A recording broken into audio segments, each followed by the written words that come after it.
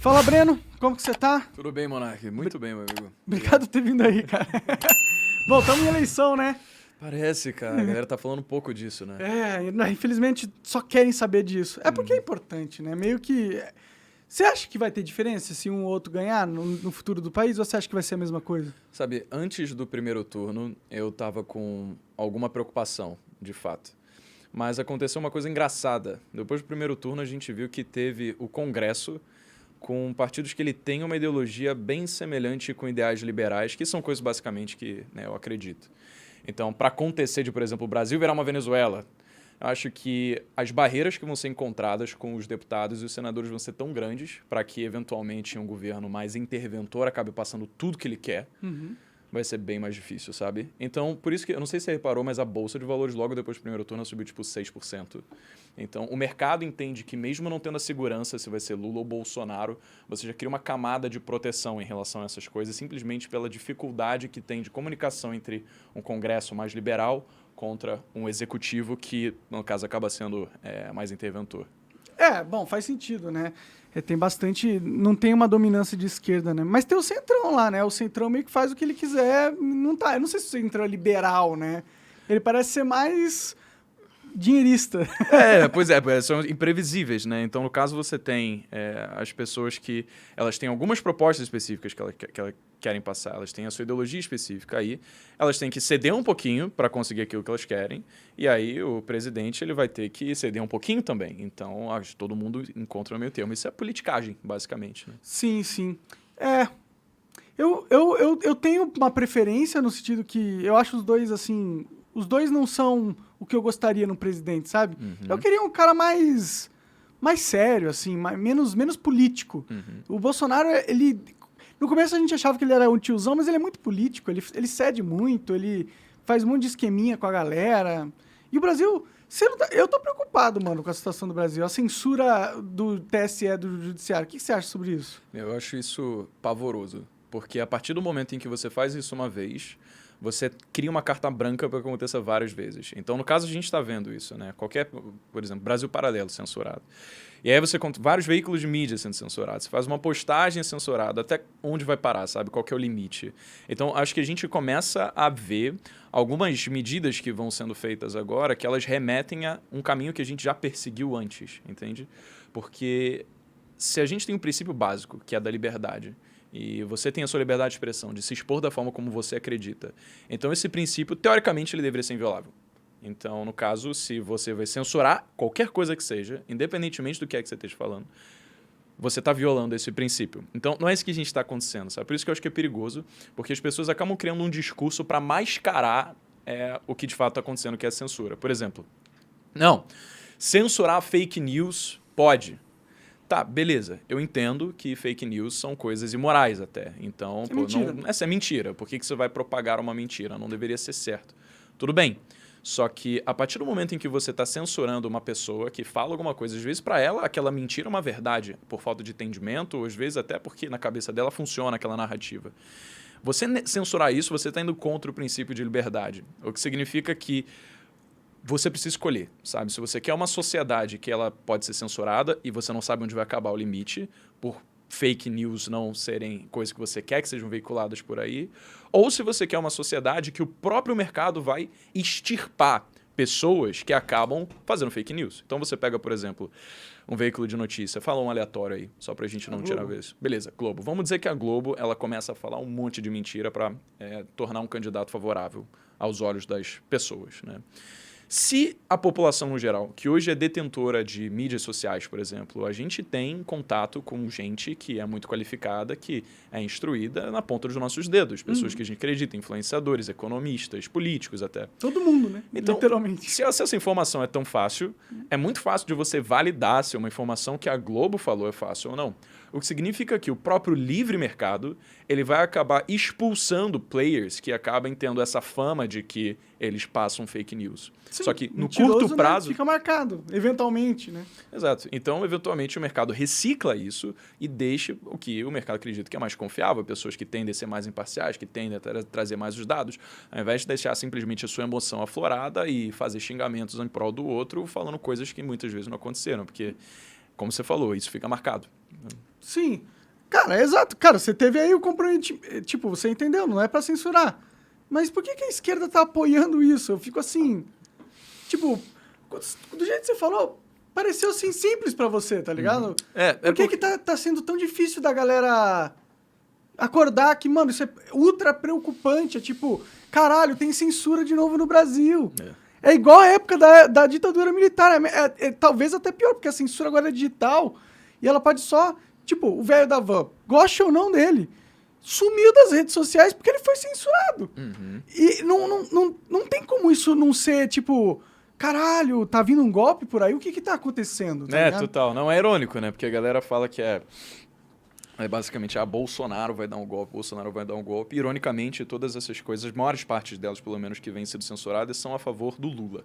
Até. O que são medidas que têm um flerte, justamente, com o governo, que ele acaba sendo mais tirânico. Que não quer dizer que, obviamente, se o Lula for eleito não vai ser... Porque eu acho que isso é outros 500, mas... Bom, eu tenho minhas dúvidas, viu? Eu acho que você falou, putz, a esquerda, ela acaba sendo aquela que mais tolera isso. Eu acho que tem várias coisas aqui. Primeiro porque, se a gente caracterizar esquerdas no viés econômico como simplesmente pessoas que querem um governo que é mais interventor, ou seja, elas acreditam que um Estado de planejamento central, que vai estatizar empresas, que ele vai criar vários auxílios, que ele vai ser o responsável pela benevolência e saúde da sociedade. Então, esse Estado, de fato, ele tem que ter muito poder. Ou seja, para as pessoas que flertam com esse tipo de ideologia, tudo bem você dar o poder de censura para o Estado. Afinal, você já tem na sua cabeça instaurada a ideologia de que o Estado ele tem que ter poder para fazer o que ele quiser. E é bom por essência, né? Vai sempre fazer a coisa certa com o poder. Sempre fazer a coisa certa. É uma ingenuidade, assim, que... Eu não sei, tipo, eu já fui de esquerda, tá ligado? Eu era um cara bem esquerdista. Idem. Eu vou imaginar quando você mais ou menos estava ali na faculdade ou saindo da escola. Bom, eu não sou tão inteligente, então eu não fiz faculdade. Entendi. Mas sim, nessa época de faculdade... Você chegou a entrar em uma, pelo menos, não? Eu entrei numa de games, mas preferi focar no YouTube. Eu entrei também em 3, acabei largando todas ao longo do caminho. Cara, faculdade é bom. Eu gosto de faculdade, eu acho que é importante. O médico tem que ir na faculdade, não quero operar com um cara que nunca abriu um cadáver na vida. Ele não vai abrir um cadáver em casa, não tem como. Lógico, tem umas profissões que você precisa ter a confiança de que, se o cara teve diploma, ele passou por todo o processo para que ele consiga realizar aquela atividade. Sim, né? que ele é minimamente qualificado, né? Eu não vou confiar em qualquer cara, mas... Sei lá, pra maioria, pra comunicação, pra que você precisa de uma faculdade, eu acho? Só se você quiser ser um teórico da comunicação, tá ligado? Depende do que você quer, por exemplo. Se o que você quer é ganhar dinheiro, então faculdade é uma variável não obrigatória. Sim. Ela vai te dar muita coisa. Você pode, por exemplo, chegar lá e conhecer pessoas que eventualmente no teu futuro possam vir a formar negócio com você, possam vir trabalhar contigo. Bom, questão de network é bom. E até iniciativas de extensão, tipo empresa júnior, sabe? Tipo Baja, que são coisas que... dão uma experiência de mundo real dentro da faculdade. Mas se você espera que vai chegar lá para ficar estudando termodinâmica ou ciclo de Krebs durante 5 anos e você vai sair ganhando muito dinheiro, assim, não é muito essa a verdade. Sim. Sabe? Dinheiro é a consequência do valor que você agrega para a sociedade e do quão bem você faz a vida de outras pessoas melhorarem. Sim, ou piorarem, no meu caso. Tô zoando. Mas a gente tava falando de uma parada importante, da censura, né? Censura. Eu não lembro que parte, que eu tinha um ponto pra falar, mas esqueci. Cara, perdi teu ponto. Desculpa. Eu nem falei ele, porque eu tô chapado, e aí eu não tô pensando direito. Mas, tipo, pra mim é preocupante a censura, né?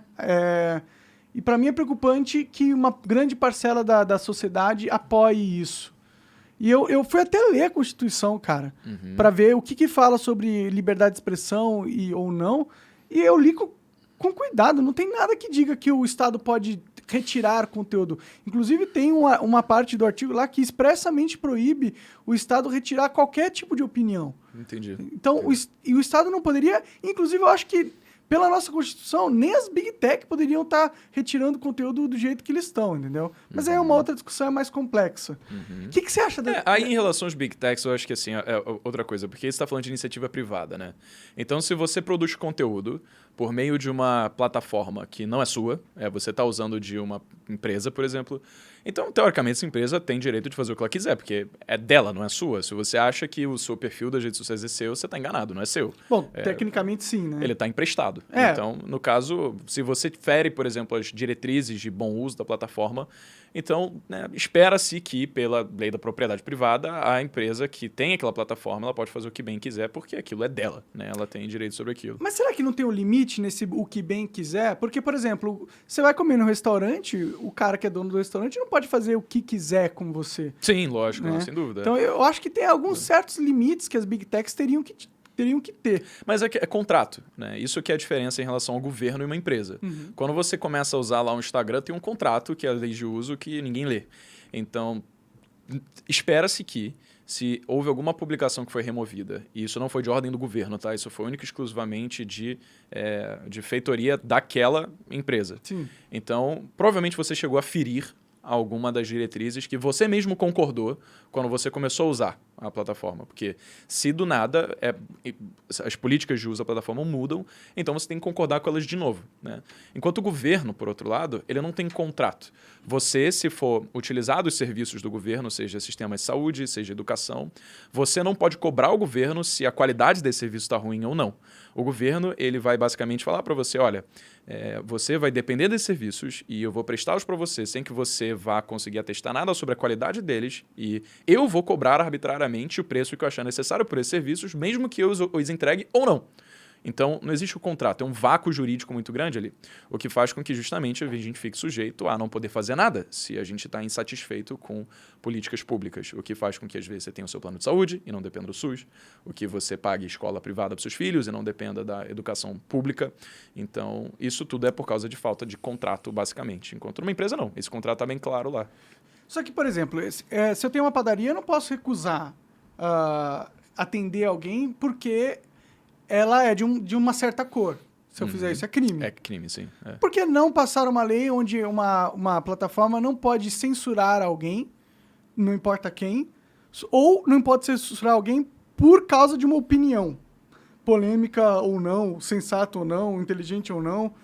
Eu acho que teria que ter uma... Sabe qual que é o problema? As Big Techs têm tanto poder na nossa vida, porque se eles têm a capacidade de manipular o que é visto lá a bel prazer, eles podem criar falsas percepções, falsas narrativas na sociedade.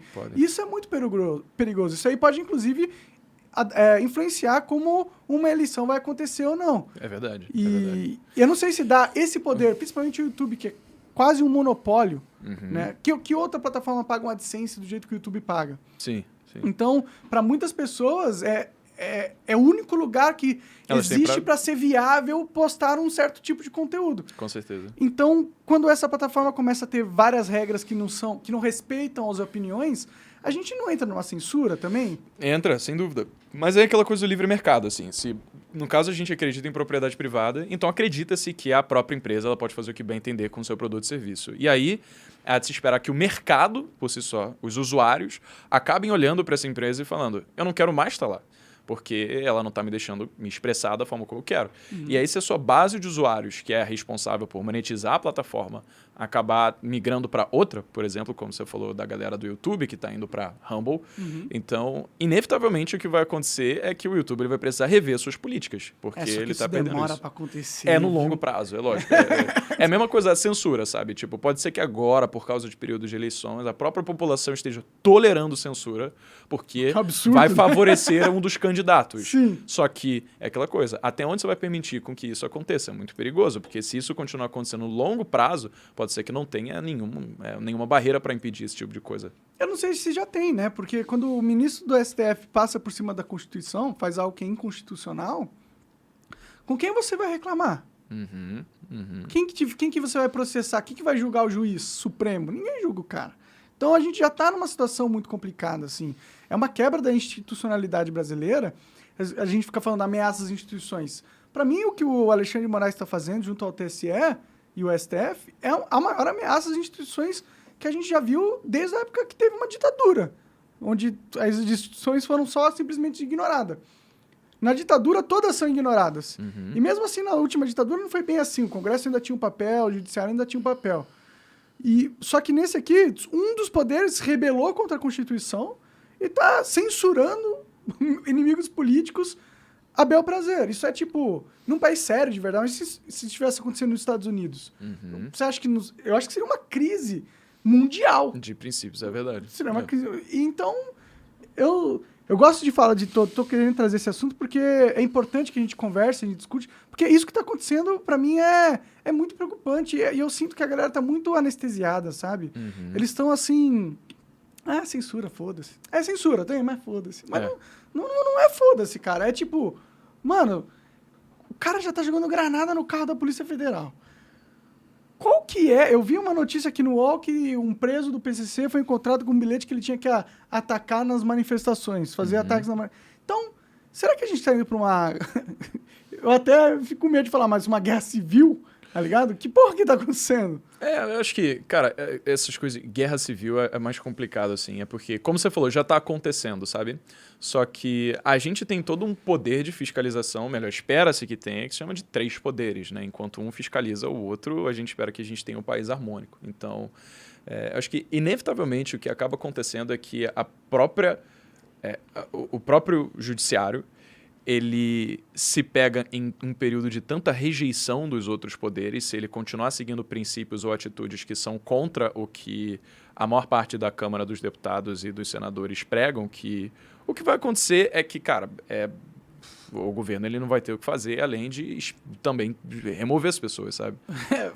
O impeachment, se diz, do Supremo? Ou remover quem? Remover, por exemplo, os ministros, né? Então, as pessoas que eles estão favoráveis à censura. Isso se houver choque e conflito, mas é aquela coisa, vai depender de qual presidente for eleito. Né? E se a gente estiver num cenário onde a maioria dos senadores que são os responsáveis para fazer o impeachment do STF tem um rabo preso? E se eles tiverem... E se o STF tiver a carta de todo mundo marcada porque já fez coisa errada no passado ou sabe de coisa errada, e para ele prender essa pessoa ou começar uma investigação, é só um pulo do gato, e isso aí totalmente cria uma imunidade ao STF, porque quem que você vai querer... Você não vai querer comprar briga com um cara que pode simplesmente destruir sua vida.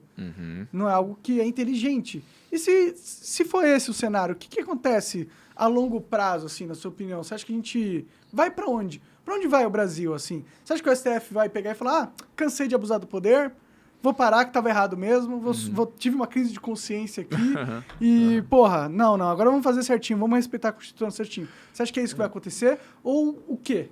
Cara, eu acho que assim, é importante olhar para os dados, sabe? Eu estava vendo uma pesquisa de um site chamado Our World in Data.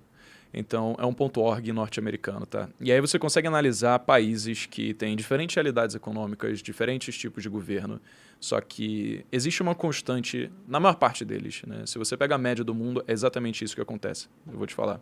Que é, o PIB global, ele não para de crescer em proporções astronômicas. É uma curva logarítmica para cima. Você vê, basicamente, do século XIX até aqui, parece uma reta, um tiro. Por quê? Existiram algumas coisas que aconteceram a partir do século XVI, principalmente, que foram relacionadas a algumas coisas. Eu vou te contar uma história. Vamos dizer que você Monark quer abrir uma empresa, tá bom? Então você vai abrir uma padaria. E aí Monark, ao abrir uma padaria, ele acaba precisando de crédito, porque vamos dizer que Monark não tem tanto dinheiro na conta assim. E aí você vai no banco. E aí o banco ele vai te conceder esse dinheiro que você quer para abrir a sua padaria. Só que o que você não sabe é que esse banco acabou de ser iniciado, o banco acabou de começar, e teve uma outra pessoa que acabou de capitalizar esse banco, um empreiteiro, por sinal. Vamos dizer que o nome dele é Roberto. O Roberto ele colocou R$1 milhão ali nesse banco, e o banco agora tem R$1 milhão para fazer o que quiser com ele. E aí quando você vai ver o orçamento da sua padaria, você fala, nossa, vai dar R$1 milhão. Você pede R$1 milhão emprestado para o banco olha para o Monark e fala, eu acho que você vai fazer uma boa padaria, te paga R$1 milhão. E aí você usa esse dinheiro, você faz a sua padaria com um empreiteiro que, para começar, era o mesmo empreiteiro que tinha colocado aquele R$1 milhão no banco. Então, olha que doideira. Se você pegar com o dinheiro que tem naquele banco, é R$1 milhão, mas se você pegar a quantidade de saldo que tem no empreiteiro, na conta dele, é aquele R$1 milhão que ele colocou lá para começar, mais R$1 milhão que você deu para ele. Então, mostra R$2 milhões. Só que se você tem um empreiteiro com R$2 milhões no saldo do banco e o banco só tem R$1 milhão, peraí, de onde é que surgiu esse dinheiro extra? É isso que acontece em todo o sistema financeiro nacional ou do mundo. Você tem mais dinheiro. Se você pegar a quantidade de dinheiro que todo mundo tem somado e você basicamente falar, galera, saca tudo agora, o banco não vai ter como pagar todo mundo. Ah, sim, o dinheiro é virtual, né? Basicamente. Ele Então, é uma crença. Então, crédito gerou riqueza. Crédito é nada mais do que a crença de que o futuro vai ser melhor do que o presente. Então, a partir do momento em que você contrai crédito com o banco, o que aconteceu foi, o banco confiou de que você vai ser capaz de gerar um empreendimento que vai gerar emprego, vai fazer a vida de outras pessoas melhor, você vai pagar o banco com juros e o empreiteiro de quem você fez a obra também ganhou mais dinheiro com isso. Então, você movimentou todo um ciclo virtuoso de geração de riqueza. Isso começou a ser a partir do século XVI, mas acelerou demais a partir do século XIX com as revoluções industriais, quando os empreendimentos privados eles começaram a se alastrar de forma muito mais democrática. Ou seja, o que aconteceu foi, crédito foi um dos maiores veículos de geração de riqueza e virou aquela mentalidade que a gente estava falando até antes de começar, de que o pobre só é pobre por causa do rico. Porque se você pega para antes disso, vamos lá na Idade Média, o sistema feudalista, basicamente, se existe uma padaria e você cria uma outra padaria, quer dizer que uma vai ter que ganhar dinheiro em detrimento do que a outra vai ganhar na sua frente, porque o mercado é fechado, ele é hermético. Não existe muita negociação com fora, sabe? Se um reino ele é mais rico, então, inevitavelmente, isso vai vir em detrimento do que o outro reino tem. Mas a partir do momento em que crédito é instaurado, o que acontece é que você cede dinheiro para as pessoas que não têm dinheiro pela confiança de que elas vão conseguir fazer mais dinheiro com aquilo. E aí isso gera essa curva ascendente. Eu discordo um pouquinho de você, cara. Isso era como antes, ó. Se você pega... Não, mas é que eu acho que, tipo, ó, no feudalismo tinha geração de riqueza. Tinha, mas ele era proporcional à quantidade de pessoas que nasciam, então a expansão da população naquela época e também ao quanto que elas tinham de produtividade. Mas, tipo, quando vai lá, pega uns 4 peão, 4 aldeão, eles vão lá na mina de prata, sei lá. Eles vão lá, coletam a prata e aí eles dão pro ferreiro, o ferreiro faz uma espada. Houve uma geração de valor ali que, Sim, que é independente de outros países ou das pessoas terem mais filhos e tal. A geração de valor depende de duas coisas. Da expansão de terras, então você tem mais recursos para extrair, e também da produtividade das pessoas. A produtividade das pessoas não mudou durante milênios. Então, basicamente, uma pessoa ela poderia produzir aquilo que ela conseguia fazer com as suas próprias mãos. Isso até chegarem às revoluções agrícolas, revoluções verdes, então as revoluções industriais, que justamente aumentaram a capacidade de um único ser humano produzir. Então, o que aconteceu durante a maior parte do tempo na história foi que o PIB global ele aumentava, sim, em proporção à quantidade de pessoas e também em proporção à quantidade de terras que as pessoas exploraram. Então, a produção de riqueza no mundo aumentou, mas a de um único indivíduo ela se manteve a mesma. Fez sentido? Então, o que crédito permitiu foi que uma única pessoa que antes não teria condição de gerar riqueza porque ela não tinha dinheiro para isso, agora ela tem acesso a recurso e ela, com o know-how que ela tem, consegue fazer mais dinheiro. Sim, então, sim. Isso fez... consegue se endividar também, comprar um carro e se fuder no futuro. Se não tiver know-how, exatamente. Ela pode fazer isso perfeitamente, né? Mas ainda assim, o banco ele vai ter mais dinheiro para emprestar, mesmo se as pessoas se fuder, provavelmente o banco ele vai ganhar o carro, ele vai poder fazer o dinheiro desse carro, liquidar esse carro, ganhar mais dinheiro, e aí? Mas por que contei toda essa história aqui?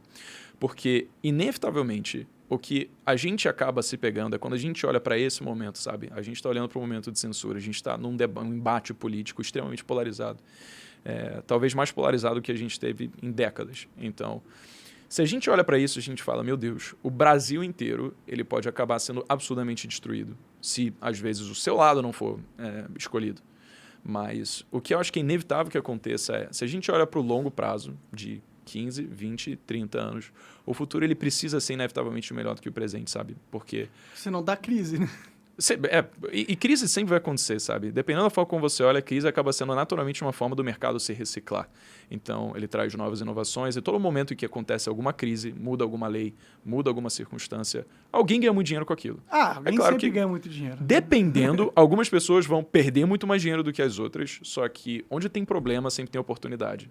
O que significa que, às vezes, um governo que ele acaba sendo muito interventor, ele vai gerar a necessidade de mercados paralelos ilegais, o que vai justamente fazer com que o inconformismo da sociedade em precisar viver na ilegalidade acabe eventualmente depondo esse próprio governo para que a população volte a ter mais liberdade. Foi exatamente o que aconteceu em 1985 com o fim da ditadura militar. Então, a aversão popular com a década de 80 que aconteceu quando... A década de 80 foi considerada como uma década perdida. Por quê? Porque a gente vivia num período de hiperinflação, em que o governo ele tinha financiado obras faraônicas que não geravam riqueza de volta para a sociedade, e ele tinha basicamente essas medidas, onde ele contraía cada vez mais dívida, contraía mais dívida para financiar tudo isso, só que dívida estrangeira, em dólar. E o que aconteceu é a desvalorização das nossas moedas nacionais fez o quê? Com que a dívida em dólar crescesse cada vez mais e a população foi se vendo cada vez perder poder de compra e o dinheiro perdendo mais seu poder. Então, isso gerou um inconformismo social que fez com que, inevitavelmente, a ditadura militar precisasse cair. Se a ditadura militar fosse um governo excelente, que todo mundo tivesse dinheiro, todo mundo tivesse feliz, ela estaria aqui até hoje. Né? Porque... Você vê a China aí, né? Se funcionar, o povo aceita. E o caso da China é um caso diferente. As pessoas falam, a China é o comunismo que deu certo. Só que a China não é um comunismo. A China é um regime que é totalitário, basicamente. Bom, você tem o poder centralizado no Estado, e o Estado ele pode fazer tudo o que você quiser. E agora parece que está centralizado no Xi Jinping, né? Exatamente, na imagem dele. Só que você tem as zonas econômicas especiais, que são zonas que o próprio Estado ele subsidia, ele abre o mercado para que elas possam ser negociadas em livre mercado. Isso não é comunismo. O comunismo, muitas pessoas não sabem disso, acabam confundindo socialismo com comunismo, com anarquia. Basicamente, socialismo é quando você tem um Estado que ele é detentor dos meios de produção. Então, Marx chegava e falava, os proletários eles vão se revoltar, pegar em armas e depor os detentores dos meios de produção, os empresários. E aí, os empresários, eles basicamente iam deixar de existir. Quem ia tomar conta dos meios de produção seriam essas pessoas, os proletários, que iriam formar, né, com o Estado. Eles iam dizer o que ia ser produzido, se ia ser quantos sapatos ia produzido e tal. É que eu conversei com um socialista, na verdade, comunista, ele disse que ele é totalmente a favor do mercado. Olha só. Eu acho que tem umas vertentes do comunismo aí que estão mudando. Eles vão ser uma fractais, né, cara? Eles estão se adaptando à modernidade, né? Porque eu acho que já não dá mais pra você discutir que é preciso o mercado, assim, sabe? Cara, mas o socialismo clássico, ou seja, o ideal marxista é isso. E aí o socialismo, ele seria o caminho para chegar no real ideal marxista, que é o comunismo, que é basicamente um lugar onde não existe Estado, onde tudo é de todos. Então, na cabeça de Marx, se tudo é de todos, então todos são ricos, né? Inclusive, esse foi o ideal de Platão, lá de milênios atrás, né? Talvez 400 anos antes de Cristo. E Platão teve um discípulo chamado de Aristóteles. O Aristóteles ele dizia que, Platão, se tudo é de todos, não é que todos vão ser ricos. Quer dizer que algumas pessoas elas vão inevitavelmente ficar inconformadas por estarem produzindo mais do que as outras e elas vão ter só acesso àquilo que as outras têm. Porque se elas produzem muito, então existe um incentivo muito grande do ser humano, ele usufrui muito desses recursos. Mas tem pessoas que produzem muito e outras que produzem pouco, a média sempre vai ser nivelada para baixo. Porque muitas pessoas vão querer consumir muito, mas não é todo mundo que produz muito. Então, acaba que Aristóteles falou, se tudo é de todos, então nada é de ninguém. Você tem uma repartição de pobrezas, porque inevitavelmente diferentes pessoas vão ter diferentes tipos de níveis de produtividade. E isso foi exatamente o que, se a gente levar para o marxismo, foi onde Marx errou. Se você pega, por exemplo, um regime de... Vamos dizer que você vai implementar um regime socialista na escola, você vai fazer uma prova. O monarca estuda pra caralho, velho, você tira um 9, só que o teu amiguinho tirou um 5. E aí teve outro amiguinho que tirou um 3. E aí o regime socialista na escola funciona assim. Todo mundo vai pegar essa nota e vai dividir entre a quantidade de alunos. Então, a média geral da turma vai ser repartida em que está ali. Uhum. Na verdade, a tua nota ficou em 6, né? Nesse primeiro momento. Aí você vai olhar para aquilo e falar, eu tenho que estudar ainda mais para conseguir compensar a falta de estudo dos meus amiguinhos. Você pode pensar do lado positivo. Falar, olha lá, fiz o cara passar, sou foda. Você pode ter isso também. E no primeiro momento isso vai acontecer. Você pode falar, caralho, eu ajudei essa galera, mas eu tenho que ajudar ainda mais, porque senão eu vou ficar com 6 no meu boletim. Eu sei que eu não sou aluno 6. E aí passa para o segundo exame. Aí o segundo exame, o que aconteceu? Você quis estudar mais para conseguir tirar melhores notas. Vamos dizer que você tirou. Mas a galera que não estudava, ela ficou muito confortável. Falou, nossa, eu não estudei. Falou, não, e eu Breno consegui. Ele tá estudando. Eu que tô estudando no caso. Se eu tô estudando pra caralho, vamos lá, vou deixar o Monark fazer tudo aqui. Eu sei que ele vai dar uma nota boa, vamos me esforçar um pouquinho menos, deixa ele se esforçar. Exato, ele vai te compensar, então não vou estudar. E aí, ao não estudar, ele acaba tirando uma nota pior ainda. E o resultado final nesse segundo exame, você estudou mais, a sua nota foi até melhor, mas a média geral da turma caiu ainda mais. É questão de tempo até você começar a ficar frustrado, porque você vai ver que o seu esforço, ele não está se referindo naquilo que você está colhendo, ele não está se refletindo naquilo que você colhe. Sim. Então, eventualmente, você vai jogar pro alto e falar, cara, quer saber, por que jogar, eu vou estudar se tudo que eu faço não compensa, só vai diminuindo? Pode crer. Então, é isso que acontece em um modelo socialista. Se você tem um Estado que ele vai repartir igualmente os recursos que a sociedade produz, Ou então se você tem um regime comunista, sei lá, onde nem existe Estado e todo mundo pode usufruir do que todo mundo produz. Inevitavelmente você vai ficar frustrado porque tem muita gente usufruindo mais de você do que você está sendo capaz de, por exemplo, do que as pessoas em si estão produzindo para você usufruir delas. Então, existe uma injustiça intrínseca a isso, sabe? É justamente isso. O comunismo, teoricamente, ele foi feito para ser uma sociedade justa. Mas existe muita injustiça nos princípios do comunismo pela psicologia humana e a forma como a gente trata com as coisas. Fora que o mundo não funciona se você não tiver propriedades sobre as coisas, tá ligado? Não tem como que o Elon Musk ia criar a Tesla se nada fosse dele. Ele ia estar montando o carro ali, na metade do cara falou, sai daí, agora é minha vez. Falou, não, mas eu não terminei o carro. Não, mas é tudo de todo mundo. Mas peraí, eu preciso disso pra fazer... Cara, é tudo de todo mundo. Vai embora, agora não é mais sua vez. Exato. E a gente não quer ter nada, porque a gente precisa de pessoas com propriedade pra poder fazer o que quiser com essa propriedade e assim criar novas tecnologias e produtividade, o caralho. Né? Que é um exemplo claro disso, de como você violar a propriedade privada é a perdição do país. Você pega a Argentina. A Argentina, em 1896, era o país que tinha o maior PIB do mundo. O maior PIB per capita do mundo. Per capita. Olha que doideira, né? Que doideira, né? Um país, né, da América Latina. Aqui do lado, podia ser. Ele tinha uma renda per capita que era 2 vezes maior que os Estados Unidos. 5 vezes maior do que a do Brasil, sabe? Em média, ganhava 30... Um argentino, ele ganhava 30% a mais do que um francês. Então, você teve 30% naquele período, lá no século XIX, de população argentina que era composta por europeus, em busca de melhores salários e oportunidades de vida. Que bizarro pensar nisso. E por que isso aconteceu? A Argentina, ela tem uma geografia muito peculiar. Se você pega, por exemplo, a história do mundo, olha o que aconteceu aqui. No momento em que tinha Pangeia, todos os continentes eram juntos. Só que, eventualmente, as placas tectônicas começaram a separar esses continentes. E aí, a América Latina, ela se chocou com uma placa chamada de placa de Nazca. E aí, quando você tem esse choque entre duas placas, o que acontece é que cria aquelas... que nem você pegar um tapete e colocar na parede. Você vai criar, sabe, tipo, dobras ali. Sim, sim. E essa dobra é a chamada de Cordilheira dos Andes. Sim. Então, os países que ficaram a oeste dessa Cordilheira dos Andes, então formaram a Argentina, formaram o Brasil, formaram todos os países. Agora, os que ficaram a leste formaram o Chile e o Peru. Olha que doideira. A Argentina, ela começou a ter um sistema hidroviário que vinha lá da Cordilheira dos Andes e desembocava no Oceano Atlântico, cruzando todo o seu país e se unindo a rios que são extremamente estratégicos, o Rio Paraná, por exemplo, então o Rio Tietê, o que fez com que ele tivesse uma possibilidade de transitar mercadorias muito facilmente em relação a cidades locais e também globalmente, porque desboca no Rio de la Plata que sai ali para o Oceano Atlântico. Pode crer. Ou seja, estrategicamente, geograficamente, a Argentina é um dos países que foi mais abençoados para realmente ser um país extremamente próspero. E foi exatamente isso que aconteceu naquela época. Um país de clima temperado, com muita produção, rico em commodities, acabou se tornando o país com a PIB per capita do mundo lá em 1896. Faz sentido. Então, o que aconteceu? O que aconteceu é que, eventualmente, lá em 1940, chegaram alguns governantes, desembocando em um específico chamado de Juan Domingo Perón, que começou a ter muito cuidado, de fato, e interesse com a população. Então, muitas medidas bonitas, né? Então, se você deve ter ouvido falar 13º salário, você deve ter ouvido falar sobre auxílio-desemprego, todas essas coisas eles são medidas que aconteceram no peronismo, né? Muito junto com o período de Vargas aqui. E o que aconteceu foi...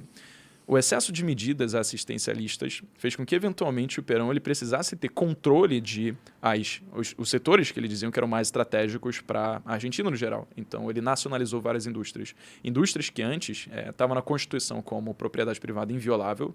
De repente, ele falou a propriedade privada não vai ser mais inviolável. Ele deu uma de Alexandre de Moraes, então. Ele basicamente fez, vamos socializar tudo. E ao fazer isso... você basicamente afasta uma fonte de capital que existia na Argentina, que era capital estrangeiro. Então, a Argentina fez em Buenos Aires a primeira ferrovia da América Latina. 55 anos depois chegou de São Paulo, só para você ter noção da disparidade de tempo. Por isso que ele usou argentino zoar com nós, né? Porque eles foram muito superiores durante muito tempo, de fato, sabe, em relação ao Brasil.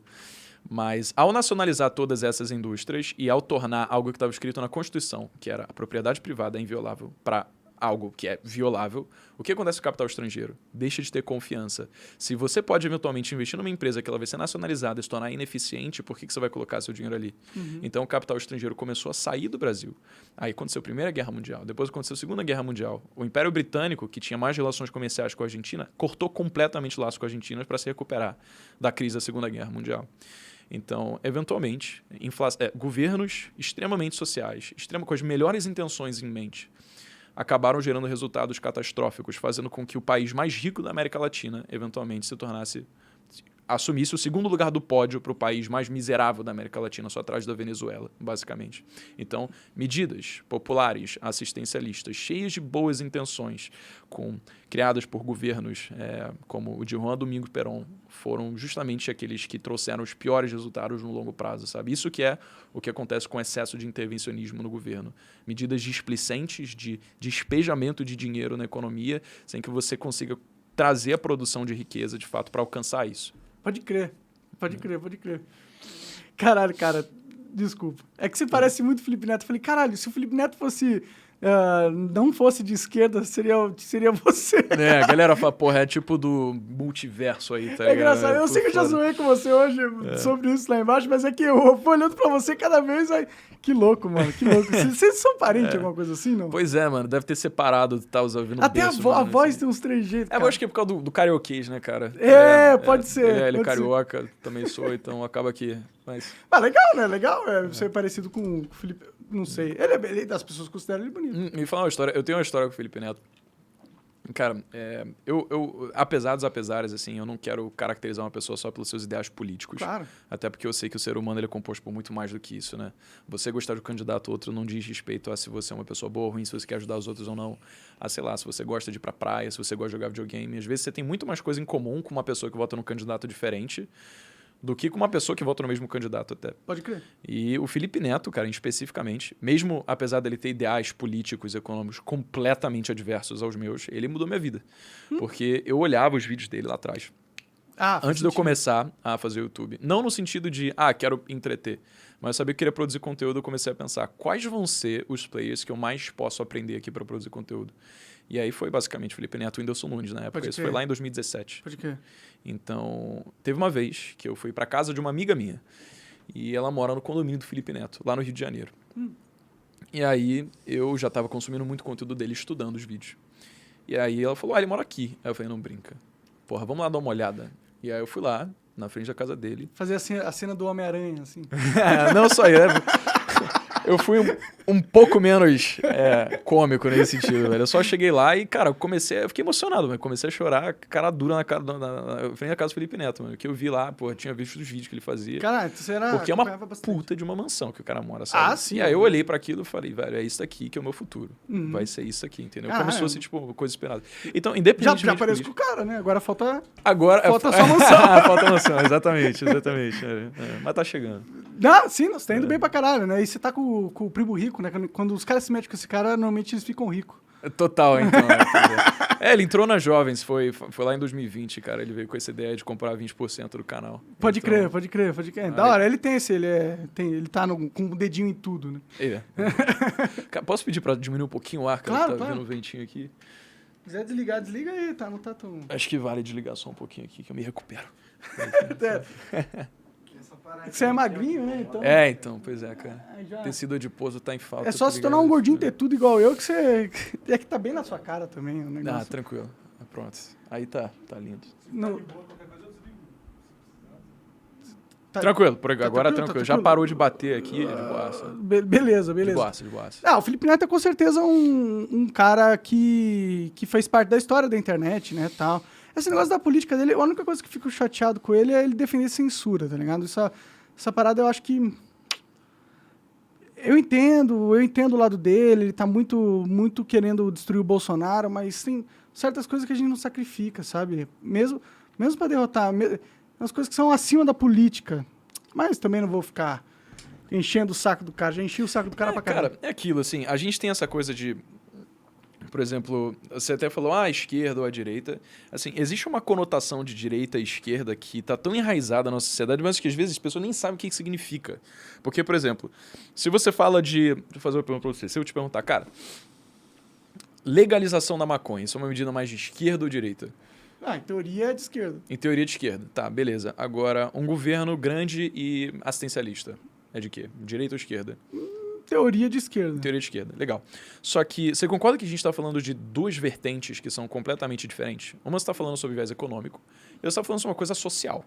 Sim. Então você está falando, pô, legalização da maconha, legalização do aborto são coisas mais sociais do que relacionadas à economia. Sim. Então, olha o seguinte. Quando você vê, lá em 1791, com a criação da Assembleia Legislativa Francesa, quando o conceito de direita e esquerda surgiu, o que aconteceu era que os girondinos eles sentavam na direita e os jacobinos sentavam na esquerda. Então, o que aconteceu? Os girondinos eles queriam a manutenção da monarquia, de um regime absolutista. Né? Eles queriam que toda a economia fosse centralizada nesse monarca. Enquanto a galera de esquerda, eles queriam a abertura do mercado. Eles queriam que, né, na verdade, a economia não ficasse centralizada na monarquia, que não tivessem tantos impostos. Eles queriam a deposição da monarquia até. Uhum. Se você pega o conceito do que a esquerda naquela época, dos jacobinos que sentavam do lado esquerdo, é exatamente o conceito de direita que a gente tem hoje no viés econômico. Então, ao longo de 300 anos, você teve uma inversão completa em relação a esses conceitos. Esquerda e direita é algo que está completamente mudando o tempo todo. Então, como existem esses dois vieses, um social e um econômico, para a gente caracterizar todo mundo direita e esquerda é como colocar todo mundo como areia do mesmo saco, mas a verdade é que você pode ser um liberal progressista, o que significa que você é uma pessoa que apoia o livre mercado, mas você é pró-legalização da maconha, legalização do aborto, esse tipo de coisa. Ou você pode ser um liberal conservador, que você quer os antigos costumes, você quer controlar basicamente o que seus filhos aprendem na escola, você não é a favor de liberalização de drogas e liberalização de aborto, por exemplo. Ou você pode ser um interventor, que é progressista, ou seja, uma pessoa que apoia o grande Estado, assim como uma pessoa que apoia medidas sociais mais abertas, como essas. Ou então, um interventor conservador. Então, uma pessoa, por exemplo, que é mais aos moldes de um governo grande, que cuida da sociedade, mas que também preza os antigos costumes, saca? Então, você vê, na verdade, 4 coisas que podem acontecer. Liberal conservador, liberal progressista, interventor conservador, interventor progressista. Ou seja, não é muito direita e esquerda até, mas tem que dizer, sabe, do que a gente está falando de fato. Assim, de verdade, as pessoas são... Cada pessoa é única, né, meu? Uhum. Cada um tem a sua própria visão de mundo, assim. Eu mesmo, eu não me considero de esquerda nem de direita, porque... coisas que eu sou a favor. Eu sou a favor de legalização das drogas. Mas eu não sou a favor do Estado papai de todo mundo também. Total. Então, seria liberal progressista, então, nesse sentido. Pode ser. É que, tipo, por exemplo, eu não sou tão... É que o progressista ficou meio marcado, eu acho. Ficou marcado com ser uma galera meio woke, assim, sabe? Woke? Você conhece cultura woke? Nunca vou falar de cultura woke. Lá nos Estados Unidos é forte esse negócio de cultura woke. Tá bom. Que é a galera evoluída moralmente, entendeu? São os lacradores aqui, mais ou menos. Tá bom, é a galera que quer... Porque tem muita gente que... Tipo, eu sou o vive e deixe viver, entendeu? Não é enchendo o meu saco, você faz o que você quiser da vida, você se chama de como você quiser, se veste de como você quiser, fala as opiniões que você quiser, faz o que você quiser... sexualmente faz como você quiser, aborto faz o que você quiser, droga faz o que... Eu sou assim, entendeu? Uhum. Mas tem uma galera que ela tem as pautas sociais liberais, mas tipo, não fale isso, não fale aquilo, não use certo penteado porque é apropriação cultural, tá ligado? Essa galera que é a galera woke lá nos Estados Unidos, a galera que quer cagar umas regras de gente evoluída, assim, digamos assim. Tá ligado? Essa galera me preocupa e tá muito associado ao progressismo, né? Entendi. Por isso que eu não me consideraria... Eu não quero me considerar nada, na verdade. Eu não quero ter um rótulo que eu me encaixo. Eu acho que eu sou maior do que os rótulos. Eu acho que todo mundo é maior que os rótulos, tá ligado? E é uma necessidade humana rotular tudo porque fica mais fácil de organizar, administrar os pensamentos e ter um senso de sociedade. Porque você... É muito fácil chegar e falar, você é bolsominion, você é luladrão, porque você coloca todo mundo como areia do mesmo saco, mas, cara, tipo, você nunca sabe do background das pessoas, sabe? Você pensa assim, se você chega pra alguém e você fala que você, só por exemplo, tá, vai votar no Bolsonaro, por exemplo, e essa pessoa vai votar no Lula, o que inevitavelmente vai acontecer se as duas não têm o mínimo de competência emocional para conseguir viver com as adversidades? Elas vão achar que são terroristas, basicamente. E assim como você acharia que a pessoa que vota no Lula é uma pessoa que é a favor da corrupção, por exemplo. Só que você deixa de considerar todo o passado que as pessoas teve, sabe? O ser humano é muito mais complexo e grande do que essas coisas. Até porque você nunca sabe qual nível de importância que alguém dá para alguma medida. Então, por exemplo, Se você é uma pessoa que se preocupa com a imagem que o presidente vai passar em relação ao resto do mundo, de ser uma pessoa educada, de ser uma pessoa que controla a sua fala, de ser uma pessoa que, sabe, tipo, não fica cometendo gafe, de uma pessoa que é a favor... É bonitinho, parece bonitinho, é agradável aos olhos. Se você dá muito valor para isso, ouvidos. você provavelmente vai escolher quem? O Lula. Provavelmente. Né? Mas se você é uma pessoa que preza um Estado que é menos interventor, porque você vê que todos os países que seguiram o caminho da servidão, Estados grandes baseados em planejamento central, que acabaram governos tirânicos, todos eles tiveram esse fim, provavelmente você vai olhar para o Bolsonaro e falar, mano, eu acredito que esse cara ele é infeliz em várias falas, mas ele acaba fazendo muito mais do que ele fala, né? Enquanto o Lula ele acaba falando muito mais do que ele faz, de verdade. Então, o governo do Bolsonaro, se você olhar números especificamente, foi um bom governo do ponto de vista da agenda liberal. Então, foi um governo que diminuiu o tamanho do Estado, teve um corte de mais de 40 mil cargos públicos que eram absolutamente ineficientes, reduziu o número de ministérios, reduziu impostos, acabou privatizando mais de um terço das estatais, que antes estava dando prejuízo, as estatais sobraram, começaram a dar lucro. Foi tudo isso? Foi mais de um terço. Caralho, não sabia desse número. E fora os imóveis da União que foram vendidos também. Foram então, bastantes? Foram centenas de imóveis, cara. Ah, então, cara, interessante. Inclusive tem um vídeo lá que a gente fez, eu falo, não vou saber de cabeça especificamente, mas eu peguei todos esses dados no vídeo do que eu fiz do Bolsonaro e do Lula também, caso queira comparar. Mas aqui não é puxar sardinha para nenhum dos lados, até porque eu não me sinto nem particularmente representado pela forma como o Bolsonaro fala, por exemplo, a forma como ele lidou com o Covid, esse tipo de coisa. Não pago pau para político nenhum. Eu acho que poderiam ter muitas opções infinitamente melhores do que qualquer um dos dois.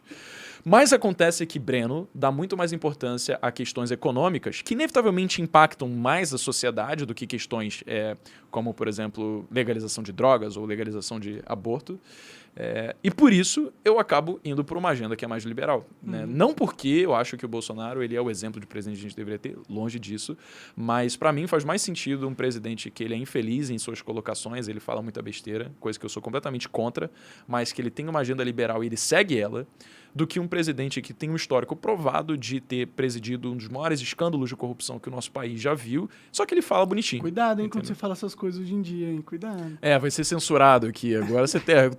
Jovem Pan foi literalmente censurado, não pode falar várias coisas lá. Exato. E o Augusto Nunes, ele foi dispensado porque falou que o Lula era bandido, ladrão e o caralho. Foi dispensado.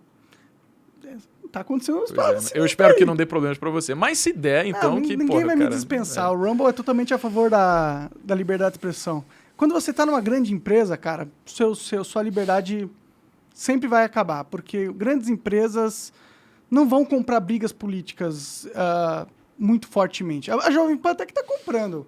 Até que tá comprando, mas normalmente eles vão ficar com medo, né? E com razão, porque se o Estado quiser, ele só acaba com a empresa, né? Isso é o problema, porque acaba até prejudicando a própria idoneidade do conteúdo, né? Porque se você tem a personalidade, você tem a forma de passar conteúdo, que ela se sustentou ao longo do tempo, porque ela passou conteúdo daquele jeito, e de repente você tira isso delas, então você arranca a alma do que era aquela iniciativa de verdade, sabe? Imagina você ter que ser super formal quando você fala aos seus convidados agora, você só pode vir de terno, você tem que se dirigir ao seu convidado como senhor ou senhora, você provavelmente vai fazer outra coisa, você não vai achar insuportável fazer o que você faz. Então é basicamente isso que acontece quando você limita as coisas que as pessoas falam, né? Por isso que os nossos princípios eles têm que estar claros. Se o seu princípio cara, eu acredito em liberdade de expressão. Então, não interessa se o que está sendo falado você concorda ou não, se é verdade ou mentira ou não. O que interessa se você acredita em liberdade de expressão, então tudo pode ser veiculado. Contanto que isso não acabe, por exemplo, indo a favor de, por exemplo, movimentos que vão contra a própria existência de algumas pessoas, tá ligado? Eu acho que... Só para não dizer nomes aqui, tá ligado? Esse tipo de coisa. Sim. Eu acho que é foda que sempre quando você traça um limite, uma linha, ele é meio que abusado pelo Estado para punir pessoas que não tem nada a ver com isso. Entendeu? Exato. Por exemplo, por mais que eu tenha defendido liberdade de expressão do jeito que eu defendi, eu não cometi nenhum crime. Né? Então o Estado não teria nenhum motivo nem para me investigar. Mas tem uma investigação no MP federal, no MP estadual, tem 2 investigações. No estadual acho que já fecharam, mas no federal ainda existe. Então...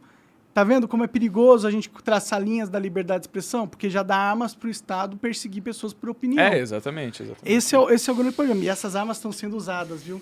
E qualquer coisa é subjetiva, né, cara? Então... Porque tudo é a margem da interpretação. Se você quer ter o controle total da verdade, isso pressupõe que você sabe qual que é toda a verdade. E que estado no mundo conhece toda a verdade? Não conhece, Ou qualquer pessoa. Sim. A verdade é simplesmente inalcançável para todos nós. Isso é o mesmo dizer que o Estado ele é detentor de toda a lei da oferta e demanda de um mercado. Quando você pega, por exemplo, a Rússia, quando estourou a União Soviética, quando estourou o regime socialista, o que você viu? Prateleiras vazias, né? Uma diversidade muito pequena de produtos, porque o que acontecia era, a população dizia, nós precisamos de calçados. E aí, no caso, o Estado, que estava planejando a oferta de calçados, que tudo era do Estado, falava assim, tá bom, como é que a gente consegue produzir calçados que são baratos, calçados que vão suprir a necessidade da sociedade e calçados que vai ter um alto poder de distribuição para a sociedade. E aí, acabava que todas as empresas que vendiam calçados começavam a vender botas, porque era aquilo que o Estado sabia, que achava que a população ia querer. Só que a população não quer botas, a população às vezes quer um chinelo, a população quer um sapato, às vezes a população quer um, Air Jordan, sabe? Porque a própria diversidade gera demanda. Só que o fato do governo assumir que ele tem o controle total sobre tudo que a sociedade precisa, faz com que ele, por definição, se torne extremamente ineficiente. Porque ele nunca vai conseguir planejar as reais nuances de diferentes personalidades e diferentes demandas que cada indivíduo tem. Tem que ter uma informação muito pica para saber o que está na mente de todo mundo, que todo mundo precisa. É impossível. Exato. É preciso que tenha o livre mercado para descentralizar isso, porque a informação ela fica dispersa na sociedade. Se, por exemplo, você está oferecendo alguma coisa que alguém não quer, você vai falir. Ponto. Você vai ter que se reciclar, mudar o que você está vendendo para que você consiga se manter no jogo. Agora, se você produz uma coisa que muita gente quer, então você não vai ter preocupação de, por exemplo, acabar com o seu estoque, porque provavelmente vão ter outros players que vão olhar para suas margens de lucro exorbitantes e vão falar, eu quero participar desse mercado também. Com certeza. Então o mercado ele se torna competitivo, que valoriza a própria sociedade, porque um mercado extremamente competitivo, ele compete por preço. Então o preço acaba diminuindo e isso reflete no consumidor. Por outro lado, um governo que ele quer se tornar extremamente planejador e centralizador, o que ele vai fazer? Ele vai precisar de vários recursos, de muitos recursos, para conseguir subsidiar as suas estatais que dão prejuízo. E ele vai fazer o quê? Aumentar tributo.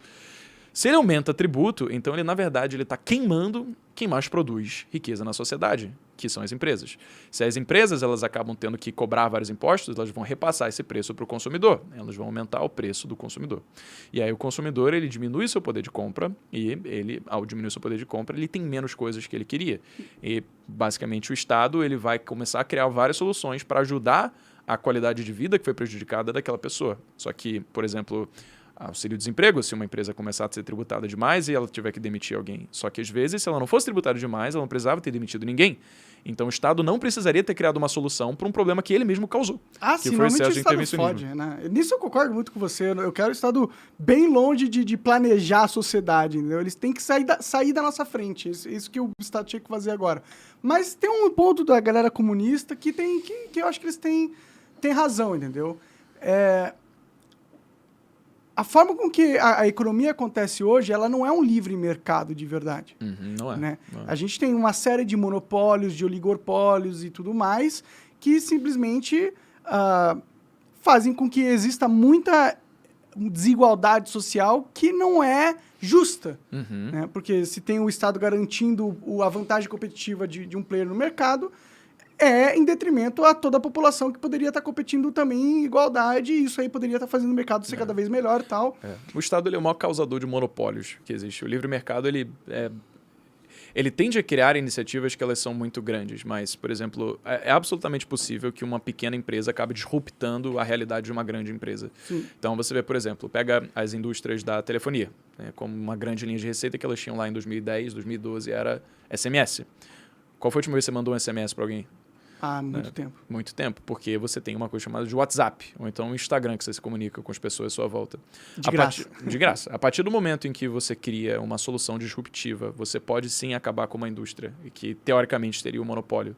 E o que acontece é que a gente acaba não vendo isso. Você pega o Bill Gates, quando ele estava na Microsoft, ele tinha a foto pendurada de um cara chamado Henry Ford. Henry Ford foi um titã da indústria automobilística, foi a primeira pessoa a pensar em democratizar o acesso ao automóvel. Então ele começou a criar automóvel em massa. Na linha de produção, né? Na linha de produção. Copiaram o japonês. Veio o Fordismo depois, em homenagem a isso.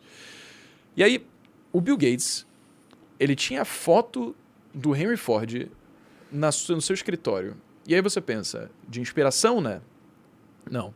Na verdade, o que aconteceu foi que o Ford, apesar dele ter sido um criador de um monopólio no início, o que ele fez foi atrair pessoas, atrair outros players para participar desse mercado.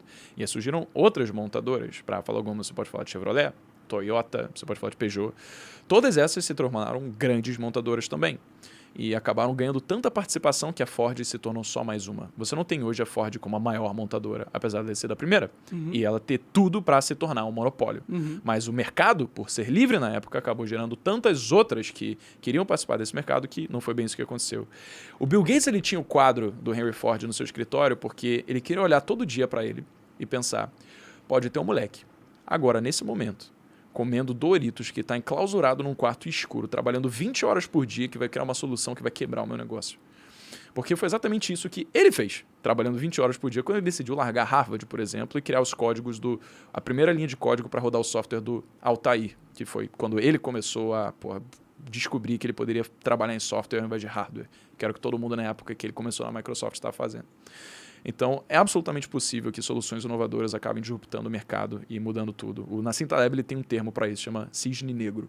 Cisne negro é um único acontecimento que acontece em algum ponto do tempo e espaço que pode mudar completamente o futuro em todas as formas. É uma única coisa que muda tudo. Então, existem vários cisnes negros que podem acontecer na sociedade, sabe? Telefone celular, internet, né? Agora inteligência artificial, robótica, né? Exato. Não, tô ligado. Essa parada é real. Mas, por exemplo, tem o Snapchat, por exemplo. Começou a ficar famoso pra caralho nos Estados Unidos. O Facebook foi lá e tentou comprar. Os caras não quiseram. Eles falaram, tá bom. E aí pegaram e criou o próprio. E destruiu o Snapchat no mundo todo. Eles são fortes ainda nos Estados Unidos. Eles têm uma participação maior do que o Instagram ainda nos Estados Unidos, né? Mas poderia acontecer o contrário. Aqui no Brasil, ninguém usa Snapchat, por exemplo. Em muitos lugares do mundo também ninguém usa Snapchat. Então, isso pode acontecer. Mas nada impede, por exemplo, do dinheiro que... Vamos lá, a galera do Instagram, né, da Meta, fez uma proposta para o Snapchat. Então, no caso, eles recusaram. Né, porque eles queriam. Eles não precisam vender se eles não quiserem. Né, mas eles... A não ser que o exército americano queira muito que você venda. Aí você tem que vender. Eu não peguei a piada interna aqui. Porra... Se o Iraque não quisesse vender petróleo para os Estados Unidos, eles invadem o Iraque e já era. É bom. Se você coloca conflito bélico no meio, né? Mas eu tô partindo do pressuposto que a negociação acontece de forma pacífica. Então, é natural. Então, assim, ninguém é obrigado a fazer uma transação. E mesmo se acontecesse isso, os fundadores do Snapchat iriam ficar bilionários, provavelmente. Era por 2 bilhões que ele queria comprar. Então, com esse recurso, eles poderiam criar outros negócios nesse mercado e em outros mercados também, sabe? E eles, tendo know-how, eles conseguiriam gerar muito mais valor para a sociedade. Porque eles têm muito mais dinheiro para isso agora. Eles conseguem contratar muito mais pessoas também. Mas o que a gente faz agora no Estado? Porque o monopólio existe. E, por exemplo, a telefonia aqui no Brasil não é muito boa e é um monopólio. Os bancos também. Né? É um oligopólio, sim. E os bancos também. Agora está deixando de ser também, porque você vê os bancos com as fintechs, só que o que acontece é que são os bancos, eles acabam comprando participação em todas as fintechs, então eles acabam ganhando de todos os lados. Mas é aquela coisa, no final, você está gerando mais emprego, e o que acontece quando você gera emprego, você empreende, mesmo sendo um bancão, tá? Vamos dizer que você é um bancão que investiu na... Fala uma fintech aí. O Nubank? Vamos dizer que você comprou participação no Nubank, tá? Você capitalizou o Nubank naquele momento. Então, o Nubank, ele mais capitalizado, ele pode contratar mais pessoas, ele pode investir em novos projetos, ele pode fazer mais coisa, tá? Então, o que acontece vamos fazer uma suposição aqui. Monark cria uma empresa. A sua empresa não existia, ela passou a existir. Você tem um dinheiro que você, da sua vida, foi acumulando. Então, você vai capitalizar essa empresa com o seu dinheiro. E você vai precisar de pessoas para trabalharem com você. E aí, vamos dizer que você, Monark, contrata o Jorginho. Jorginho antes estava desempregado. Só que Jorginho, ao estar desempregado e agora conseguir um emprego, ele não pode mais ficar em casa fazendo as tarefas domésticas, que antes ele tinha tempo de sobra para fazer. Daí ele precisa ir atrás de uma empregada doméstica, por exemplo. E aí ele contrata essa empregada doméstica para poder trabalhar contigo. Então, ele vai trabalhar com você, a empregada doméstica começa a trabalhar na casa dele. Só que essa empregada doméstica tem um filho. Esse filho, antes, ele estava trabalhando para ajudar na agenda familiar, sendo que era um menino que poderia estar na escola. A partir do momento em que a mãe começa a trabalho, o filho ele pode voltar para a escola e ele pode começar a ver um futuro que agora vai depender desse caminho de tirar boas notas, de às vezes conseguir uma faculdade. que antes, se ele só estivesse trabalhando, provavelmente ele não ia. Ou seja, o fato de você ter criado uma empresa num primeiro momento, qualquer que seja, pelo fato de ter gerado emprego, acabou impactando positivamente todos os estratos da sociedade. E é isso que a maior parte das pessoas que olha para a economia de forma superficial e fala, a maior parte da riqueza está concentrada nos mais ricos. E esse é o motivo pelo qual tem tanta gente pobre. Não. Se os ricos eles são extremamente ricos, você pode ter certeza que isso é o motivo pelo qual os pobres eles não são tão pobres quanto seriam caso esses ricos não existissem. Mas eu entendo do rico Elon Musk, tá ligado? O rico Elon Musk é foda, é o cara que construiu tudo sozinho e tal, tem um negócio inovador, investiu toda a grana dele e criou. Isso é legal. Mas tem também o amigo do político, entendeu? Que conseguiu um contrato porque ele tinha alguma licitação, contato. alguma coisa ali. Então existem vários jeitos das pessoas ficarem no topo, chegarem no topo. E toda vez que tem uma distorção onde você chega no topo, não por mérito, mas por status social, por conexão política, você tem uma distorção no livre mercado, né? Sim, exato. Assim. É porque aí você tem o Estado de novo intervindo nas coisas. Isso é um problema. E isso pode estar causando muita da pobreza que não precisava existir, mas existe porque o livre mercado está morrendo, né? Como que a gente combate isso? Porque a gente não pode deixar isso acontecendo para sempre. Também não é justo, né? É o ciclo vicioso, né? Porque quando você pensa, bom, você acabou de dar um exemplo de como você poderia distorcer o livre mercado, que começou com o Estado. Às vezes é um empresário que ele tem um benefício por causa de política. No caso, a política vai acontecer por causa da existência do Estado. Então, no caso, o causador disso foi o próprio Estado. Ele está intervindo mais que devia, ele está concedendo mais licitações que ele devia. Beleza. Qual que é o ciclo vicioso aqui? A gente vive numa sociedade que ela é majoritariamente rica ou pobre? Pobre. E se as pessoas elas são pobres, quer dizer que elas têm grande know-how em relação a como, por exemplo, gerar riqueza ou pouco know-how? Imagino que se ela tivesse grande know-how, ela estaria rica, né? Estaria rica, né? Ou seja, a gente tem um sistema em que a maior parte das pessoas elas passam por um sistema público de ensino que acaba sendo defasado em relação às reais demandas do mercado. E ao entrarem nesse sistema público de ensino, as pessoas simplesmente não saem preparadas. Porque muitas coisas acontecem na sua vida, é extremamente diverso, muitas não terminam a escola, algumas podem terminar até mesmo passando por aprovação automática, o que basicamente faz com que muitas das pessoas, a maior parte delas, saiam despreparadas. E ao saírem despreparadas, elas, sendo a maior parte das pessoas, elas acabam não tendo senso crítico para escolher pessoas por meio de propostas boas para o longo prazo. Elas acabam escolhendo pessoas com propostas boas para o curto prazo, como, por exemplo, quem é que vai aumentar o auxílio, quem é que vai colocar a picanha ou a cervejinha na minha mesa no final de semana que vem. Ao invés de pensar no que vai acontecer na sua vida daqui a 2 anos, se, por exemplo, essas várias medidas existencialistas acontecerem. E aí, a tentação para eleger políticos que sejam extremamente assistencialistas acaba fazendo com que a gente crie esse ciclo de perpetuidade, em que a pobreza vai eleger pessoas que vão criar medidas para manter a pobreza. Não porque querem, mas simplesmente por ignorância. Acaba que a forma como a gente faz, e é óbvio que não tem nenhum outro formato melhor, isso é democracia, todo mundo tem que ter voz, e é óbvio que isso tem que acontecer. Mas não quer dizer que não tenham pontos positivos. Tem a China ali existindo muito bem, né? Assim, a China, se você fala em relação à desigualdade e nível de pobreza, ela tem muito mais gente pobre do que o Brasil. Então, não só por questões numéricas. Tem muito mais gente também por e isso. E eles teve uma ascensão da população gigantesca nos últimos anos, né? Teve. Encontra-se muita miséria na China ainda. Então, em qualquer lugar no mundo, nos Estados Unidos também, né? Se você for, tem miséria pra caralho. Tem um monte de mendigo lá em Nova York, em Los Angeles, né? Eles têm uma população que acho que é, inclusive, o recorde histórico deles de pessoas morando na rua. Claro. A questão é, eu entendo que o assistencialismo não vai tornar a sociedade mais produtiva. Não é assim que não funciona para aumentar a produtividade da sociedade. Não necessariamente, pode até que seja, porque, bom, você está dando dinheiro para as pessoas, elas têm dinheiro para investir também, pode aumentar a produtividade.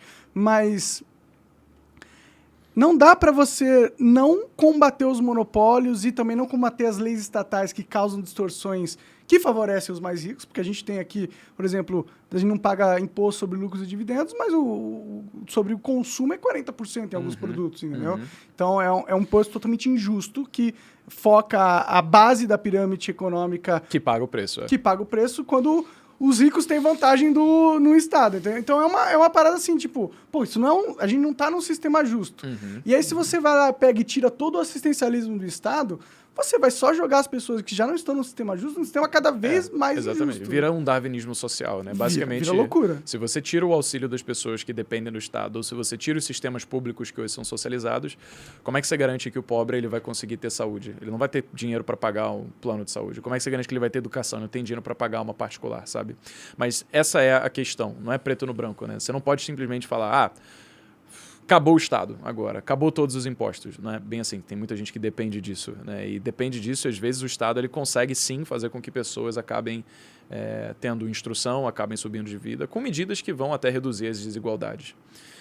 O que acontece é quando o Estado ele acaba injetando dinheiro na economia de forma displicente. Como, por exemplo, aconteceu na ditadura. A contração de dívida externa fez com que o dinheiro se capitalizasse tanto para devolver esse dinheiro da população que não era dele para começar, porque ele queria manter as aparências de alto crescimento, queria manter as aparências de todas as obras que ele estava criando. Então, a partir do momento em que você, pela lei quantitativa da moeda, aumenta a oferta monetária, porque o Estado está querendo se meter na economia, o que vai acontecer inevitavelmente é que a produção não vai acompanhar isso para sempre. Então, por mais que você dê auxílio para as pessoas, você sim, no curto prazo, vai ter uma aparente melhora na qualidade de vida delas. Só que se todo mundo está com mais dinheiro, as pessoas começam a comprar mais, então as empresas começam a cobrar mais caro por aquilo, porque elas sabem que tem mais pessoas com poder de compra.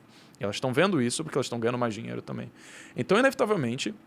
Mas elas não vão cobrar mais caro baseado na oferta e na demanda? Sim, sem dúvida. Bom, vai ter mais oferta, né? E a demanda não vai... Então, vai aumentar um pouco os preços, faz sentido. Mas é porque o dinheiro você injeta rápido na economia. A oferta demora para se regular. Sim, sim. Então, no caso, é mais fácil você aumentar os preços, né? Então, é isso que acontece. Faz sentido, faz sentido. Por isso que acontece que, sim, medidas assistencialistas elas geram o benefício de curto prazo para a população. A galera ganhou dinheiro, pode gastar hoje. No mesmo dia você vê aquilo sendo bom para sua vida. Sim. Mas daqui a 6 meses, a inflação ela vai acontecer, entendeu? Então, ela vai correr o poder de compra e o que acontece é o governo ele tem que intervir mais na economia, aumentando o salário mínimo, ele tem que aumentar os auxílios. Mas dá para combinar as duas coisas, né? Tipo, dá para ter um pouco de ideal. auxílio e ter um Estado fiscalmente responsável que... Se ele for fiscalmente responsável. Aí que tá. Exatamente. Sim, sim. Eu não sei por que a galera não usa o Estado como se fosse uma empresa, tá ligado? Seria Tem tanto jeito do Estado ganhar dinheiro. Por que ele não pega... Já viu aquele telão do Dubai, em Dubai? Que é um negócio que ele dá a curva num prédio e eles fizeram do jeito que parece 3D, aí quando o personagem chega a mão perto, parece que passa, assim, é muito louco. Por que o Estado não constrói uma porra dessa na Paulista e cobra uma grana dos anunciantes, pega essa grana e ajuda a população? Tá ligado? Ele tem essa capacidade, ele é dono da rua, ele é o único que pode permitir que algo desse aconteça, tá ligado? Então o Estado tem tantas maneiras de conseguir dinheiro, mas parece que não explora. Isso era a parada que eu gostava do Dória. O Dória... Tinha cabeça de empresário, né? Tinha uma cabeça de empresário. E ele fez umas negociações com empresas e pegou dinheiro em troca de publicidade em parques públicos. Por que não? As empresas estão loucas para chegar nos seus olhos. E se o Estado tem um spot que vale uma grana... O único risco seria ter uma sociedade completamente cheia de propaganda em tudo que é canto. Mas tem que fazer do jeito sensível, assim. Dá pra pôr uma propagandinha ali, outra aqui, ganhar uma grana.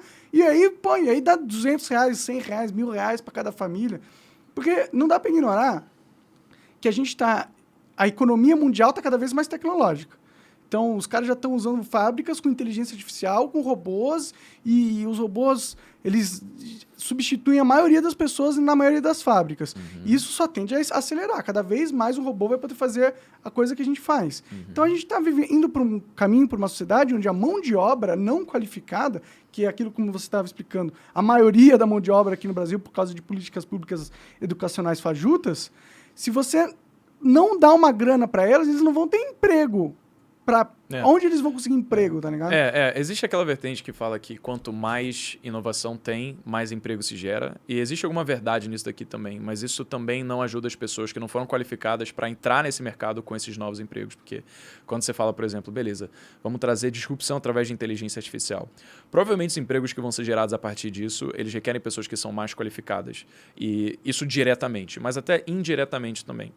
Então, é preciso que o Estado ele tenha uma cabeça, como você falou, de empresa, não no sentido de eu tenho que dar auxílio para as pessoas conseguirem se manter porque, nossa, que droga, o mundo está evoluindo. Cara, o mundo vai evoluir de qualquer jeito. Então, a melhor coisa a fazer é criar uma educação de base para que as pessoas elas sintam-se como se elas fossem qualificadas para o mercado e elas não dependessem do Estado financeiramente para isso, sabe? É como um plano provisório, que ele tem começo, meio e fim, e não como se ele fosse algo atemporal e perpétuo na vida das pessoas, sabe? Então, as medidas devem ser muito mais voltadas para fazer capacitação, né? Qualificação Sim. e ajuste do modelo de ensino para que as pessoas saibam como elas podem ganhar dinheiro e prosperar, para que elas não dependam do Estado, porque assim o Estado, ironicamente, ele vai gastar menos dinheiro, porque ele vai precisar dar menos auxílio, ele vai poder se dar o luxo de reduzir a sua máquina pública, assim, cobrando menos impostos, então os preços tendem a diminuir. Ou seja, tudo começa com essa educação de base mesmo. Com certeza. O problema é que a gente não está fazendo isso. Se for fazer isso, demora um tempão. Longo prazo total. E a gente já tem uma grande parcela da população, de dezenas de milhões, que já não está capacitado para o novo mercado que está vindo aí. E aí, o que a gente faz com essa galera? Esse é o problema. Eu gosto muito da ideia liberal, assim. Já me identifiquei muito com essa ideia, né? Uhum. Mas eu não acho que a gente não consegue ignorar a realidade no ponto de saber que por mais que o livre mercado seja da hora, por mais que eu acredite nele, e por mais que o Estado tenha que ser cada vez menos regulador ou intromissor na vida da pessoa comum, não dá para ignorar que tem... Pessoas que dependem dele. E tem uns problemas que só o Estado vai resolver, tá ligado? Então... E tem muita coisa também, cara, isso é verdade. Por exemplo, se você pega uma pessoa que está numa cidade no interior de Roraima, por exemplo, às vezes não para um empresário faria sentido colocar um sistema de correios ali, porque não ia dar ROI, não ia ter retorno. Sim. Porque não ia ter demanda o suficiente, ia ter que cobrar muito caro, enfim, não fosse a maior logística para levar as coisas para lá.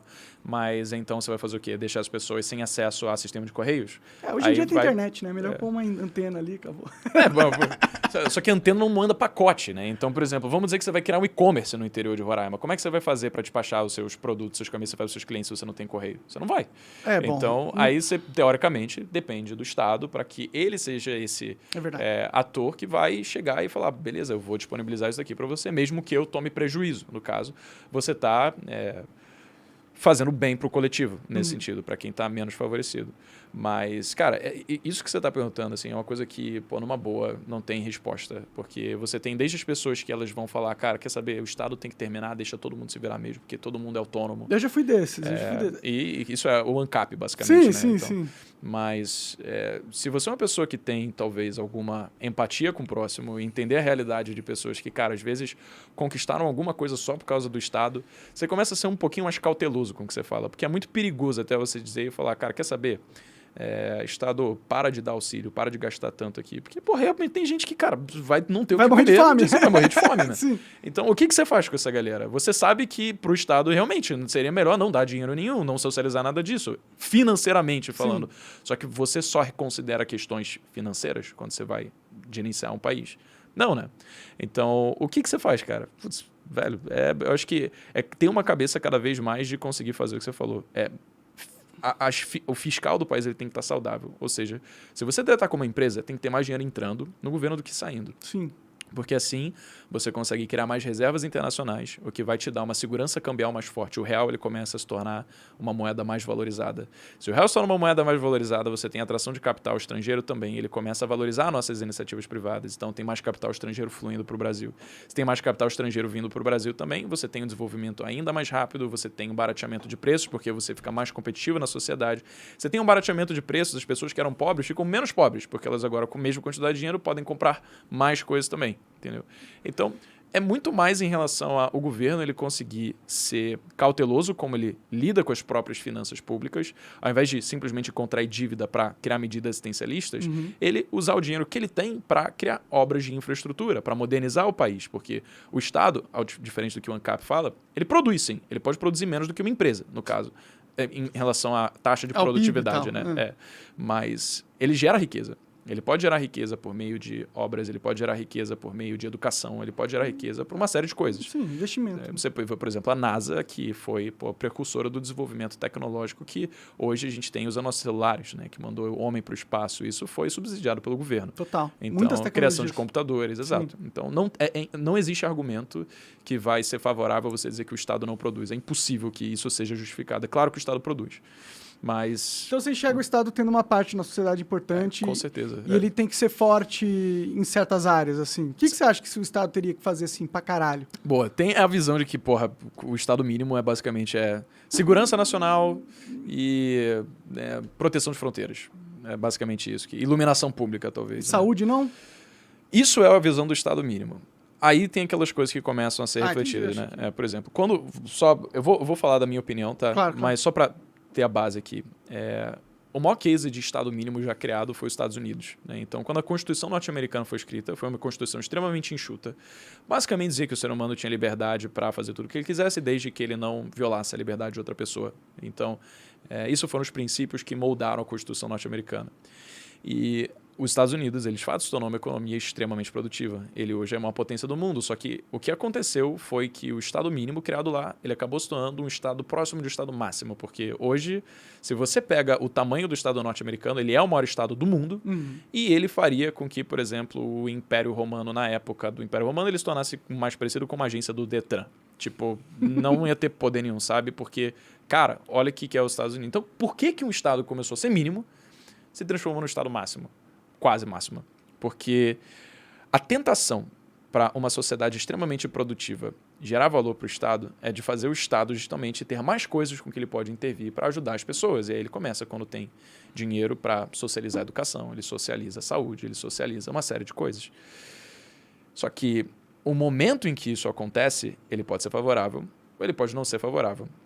O que aconteceu no Brasil o Brasil já começou sendo absurdamente tributado, né? Então, antes da gente ter uma livre iniciativa privada que pudesse fazer o bolo crescer, a gente já começou repartindo ele. Já começou com altas cargas tributárias, com corrupção, com má gestão de recursos públicos. Isso é intrínseco à história brasileira. Aqui sempre foi uma varjazinha, né?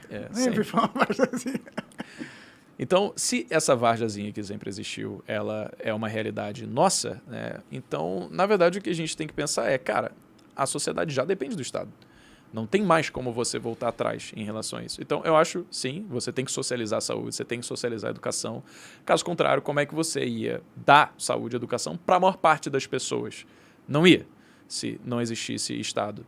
Mas tudo melhora se você simplesmente conseguir gerenciar suas finanças. É só isso, é só entrando mais dinheiro do que sai, basicamente. Né? Pode crer, pode crer. Então, eu acho sim, cara, deveria socializar tudo isso, porque né, existem seres humanos por trás dos números. Sim, que é complicado quando a gente fala socializar a saúde. Então, será que qualquer ser humano que tiver qualquer problema deveria ser atendido por Estado? Não. Até os mais caros, dos tratamentos mais caros. É complexo. É complexo, porque existe também a vertente pessoal. Não, peraí, mas você vai negar um tratamento super inovador e extremamente caro de $1 milhão para uma pessoa que está morrendo agora? Você pode falar, cara, às vezes você pagar $1 milhão para uma pessoa ter um tratamento de saúde hoje vai impedir com que o governo tenha dinheiro para ajudar, às vezes, 100 mil pessoas com outros tratamentos. Sim. Sabe? Então, é preciso que seja feita escolhas e imposto limite, sim. O governo não pode fazer tudo. Sim. Tudo não bem, dá pra todo mundo ter o sistema de saúde do Bill Gates. Né? Não dá. Não tem dinheiro para isso. Teoricamente, a nossa Constituição permite isso, né? Porque está escrito no nosso artigo 6º que todo ser humano, todo indivíduo, ele deve ter acesso à saúde. Mas é aquela coisa do contrato. Se você fala que você tem acesso à saúde, o que isso significa? Quer dizer que se você estiver morrendo, você vai receber tratamento? Ou quer dizer que se você fizer um corte, você vai ganhar um esparadrapo? Sabe? Não existe limites bem definidos sobre o que o Estado deve ou não deve fazer. Pode crer. Então, a primeira coisa é estabelecer um limite, porque eu acho que tem que ter um limite financeiro do quanto o Estado ele pode gastar por cidadão. Mas aí é foda, porque os caras pegam um vídeo de uma menininha de 6 anos que tem uma doença incurável. E aí comove milhões de pessoas. A Emily vai morrer se o Estado não pagar. Aí, tipo, qualquer pessoa que olha aquilo fica assim, não, salva ele.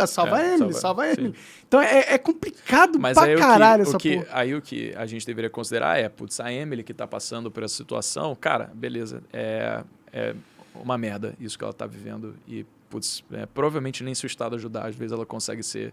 Mas se o Estado ajudar, com certeza, centenas de milhares de outras pessoas, quando precisarem, não vão ter recurso para serem ajudadas. Por menores ou maiores que sejam os graus de suas necessidades, sabe? Talvez quando estiver no mundo do Star Trek, né? Que dá para você entrar assim na nave espacial, você clica um botão, ele imprime uma marguerita para você. Talvez nesse momento a gente consiga dar saúde de qualidade para todos, né? Mas agora não tem dinheiro, né? Mas é muito triste a história da Emily. Eu quero que ela seja salva em todas as hipóteses. Cara, todos nós, né, mano? Porque, mas é aquela coisa, tipo, você tem um trem e existe 2 avenidas, 2 vias que você pode fazer. O trem ele vai atropelar 2 pessoas em um, vai atropelar 10 pessoas no outro, sabe? Pois é uma escolha difícil. É uma escolha difícil, né? Aí, normalmente, a maior parte das pessoas fala, putz, eu prefiro o que vai atropelar 2, né? Então... Depende de quem é as 2. Se for sua mãe e seu pai, né? Você vai preferir que as 10. Pode ser que sim. Exatamente. Só que, se você fala numa questão e que se isenta a índole das pessoas, de quem tá lá ou não, você vai entender aquela escolha que vai fazer vai ter o melhor malefício pro todo. E, nesse caso, o menor malefício para o todo seria quando você tem mais recursos que podem ajudar mais pessoas. E não quando você tem poucos recursos porque você usou muito para uma pessoa só. Porque acaba sendo injusto. Por que uma pessoa, teoricamente, vai ter direito a receber um tratamento de 100 mil reais? Você tem uma outra que está precisando de um tratamento de 1.000 reais que também vai salvar a sua vida. E ela não consegue porque você ajudou a outra. Entendeu? Não, a prioridade, né? Você salva primeiro, você gasta... É custo-benefício, né? Primeiro você usa todo o dinheiro, você pode salvar mais pessoas pagando menos, aí o que se sobrar, você vai salvando o resto, né? Mas na prática não é isso que acontece, né? Você não tem ordem de chegada. Você fala, seu tratamento é caro pra caralho, volta daqui a 2 anos que a gente vai poder, sabe? E se você for amigo de um político, não, vamos aprovar teu tratamento, fica tranquilo. E aí faz assim campanha em cima, exato. É assim o mundo, né? Infelizmente. O mundo é uma... Você tá otimista com o Brasil, cara? Você acha que, os próximos 4 anos, independente do presidente, vai ser anos de crescimento brasileiro? O que você tá achando disso? Então, eu acho extremamente improvável que o Brasil não cresça, velho. Extremamente improvável, independentemente de quem seja o governante. É lógico Por que você tá confiante assim? Por causa... Você ouviu falar no boom das commodities? Sim. Então, o boom das commodities foi algo que coincidiu com o governo Lula, basicamente. Se você pega de 2003 até 2010, basicamente, a China e a Índia aumentaram demais a demanda por commodities que tinham o Brasil como um parceiro comercial. Então, a gente começou a exportar muito e ganhar muito dinheiro. E a população enriqueceu no geral, as desigualdades diminuíram, né? As pessoas elas tiveram mais acesso a melhor qualidade de ensino, de saúde e tal, porque o governo ele estava cheio da banca. Eu tinha dinheiro, né? E a gente passou por um período extremamente conturbado agora, que foi a pandemia. Uhum. E a gente sabe que muitos portos na China foram fechados, muitas empresas chinesas acabaram fechando seus portos também. E agora a China ela precisa recuperar os estoques que antes ela tinha e agora não tem mais. Pode crer. Então ela vai inevitavelmente aumentar a sua demanda. E como a gente tem relações comerciais com a Rússia aumentando cada vez mais, a China vai se tornando cada vez uma maior potência, porque agora a Rússia está migrando dos Estados Unidos para a China, né? Então, a China ela tem maior poder para justamente fortalecer os seus laços com seus maiores parceiros comerciais de commodities, que adivinha, é o Brasil. Interesse, né? Ela não quer ficar isolada, né? E o Brasil, ele não é bobo, ele também vai se aproveitar disso. Então, independentemente do que aconteça, a China vai tender a aumentar as suas demandas, o que vai fazer com que a gente acabe exportando muito também e possivelmente acabe vivendo um novo boom das commodities. Ou seja, se acontecer de Lula entrar ou Bolsonaro entrar, provavelmente é isso que vai acontecer. Então, todo mundo vai ganhar dinheiro, você sabe? Acha que pode fuder um pouquinho? Da Ucrânia e da Rússia. É. Bom, o que aconteceu foi... A guerra mundial, na verdade, né? Isso não é Ucrânia e Rússia, né? Bom, então você tá partindo do princípio de que a gente vai ter uma terceira guerra mundial. Não, eu tô partindo do princípio que a gente tá num conflito entre dois... Ideologias, né? São 2 polos de poder. A gente, o hegemônico da OTAN, Estados Unidos e Ocidente, que dominou o mundo desde a Segunda Guerra Mundial até hoje, e a gente tem um poder emergente, que é a China, a Rússia, Coreia do Norte, Irã, Brasil, Índia, que são países que eram pobres pra caralho, não tinham nem a menor chance de competir no cenário global, porque a gente não tinha tecnologia, não tinha nada. Uhum. A China cresceu pra caramba, a Rússia cresceu pra caramba, a Índia tá crescendo pra caramba, o Brasil deu uma crescida, e isso aí virou um poder que desestabilizou a hegemonia de poder que existia globalmente. Completamente. E é isso que está causando a briga na Rússia e na Ucrânia. A Ucrânia falou assim, cansei de vocês chegando perto aqui do meu território, expandindo sua influência de poder, vou dominar aqui porque eu estou me sentindo ameaçado. Uhum. Só que a China também é uma ameaça para os Estados Unidos e os Estados Unidos também está tomando medidas para diminuir o crescimento da China. Por exemplo, teve uma notícia aí que eles impediram que todo cidadão americano que trabalhasse em cargos de produção de alta tecnologia lá na China trabalhasse na China. Eles tinham que decidir ou você é americano ou você é chinês. E colocaram um ban. Ou seja, eles estão extraindo todos os cérebros americanos que eles têm da China. E eu não acredito que isso é uma medida solitária do que eles estão fazendo. Então, existe uma guerra econômica e política entre a China e os Estados Unidos. Isso pode desacelerar pra caralho a demanda da China, porque se ela diminui a produção, porque ela não tem capacidade, ou porque os Estados Unidos tá fazendo... Sanções, exato. A China pode não ter um boom, É uma assim. variável, cara, é lógico. Pode ser que não. Pode ser que a China, na verdade, ela acaba sofrendo tantas sanções que o seu mercado não fique tão enriquecido, ela não tenha tanto poder para conseguir negociar com o Brasil. Pode ser. Né? Mas eu acho que é mais provável que aconteçam coisas que vão beneficiar a maior parte do mundo do que coisas que vão prejudicar a maior parte do mundo. E é lógico que eu posso estar, errado, porque primeiro que não faria sentido nenhum você chegar e o Putin, cortar todo o fornecimento de petróleo para a Europa, de gás para a Europa. Economicamente falando, não faz sentido. Não faz sentido. Fez, e ele se ferrou. A economia da Rússia foi extremamente prejudicada com isso, mas ainda assim, porque ser justamente uma questão de hegemonia de poder e de mostrar que eu posso e enfim... ele acabou fazendo. Então, foi algo que, estatisticamente, seria improvável, sabe, de acontecer. Sim. Então, eu acho também que seria menos provável de acontecer essa briga entre Estados Unidos e sancionar absolutamente da China a ponto de fazer a China perder o seu poder de compra para que ela deixe de negociar o tanto que daria com o Brasil, do que fazer o que vai ser mais benéfico para todo mundo, de fato. Entendeu? É que eu acho que esse trem do benéfico para todo mundo morreu, velho. Depois do ano passado a gente veio... Exatamente, cara. Eu acho que os caras chegaram assim, mano... Eu acho que eles ficaram com medo deles, estão com medo da China. Eles falaram, pô, a gente tá aqui fazendo negócio com a China pra caralho, eles estão crescendo, a gente colocou toda a nossa indústria na China, os caras ficaram gigantescos, e agora eles querem mandar no mundo e tanto quanto a gente. Aí eles falaram, mano, vamos cortar esse fluxo de dinheiro indo pra esse país, né? Eu acho que... É que eu só percebi, nós dois podemos estar certos e errados em alguns pontos. Aqui é futurismo, né, cara? Isso é futurismo total. Assim, estamos tentando adivinhar o futuro do mundo, né? Muito provavelmente a gente está acertando. Mas, tipo, eu fico preocupado, no mínimo, tá ligado? No mínimo, eu fico preocupado com o cenário global que está acontecendo e eu não tenho uma sensação de que a gente está caminhando para um ambiente externo comercial favorável, assim.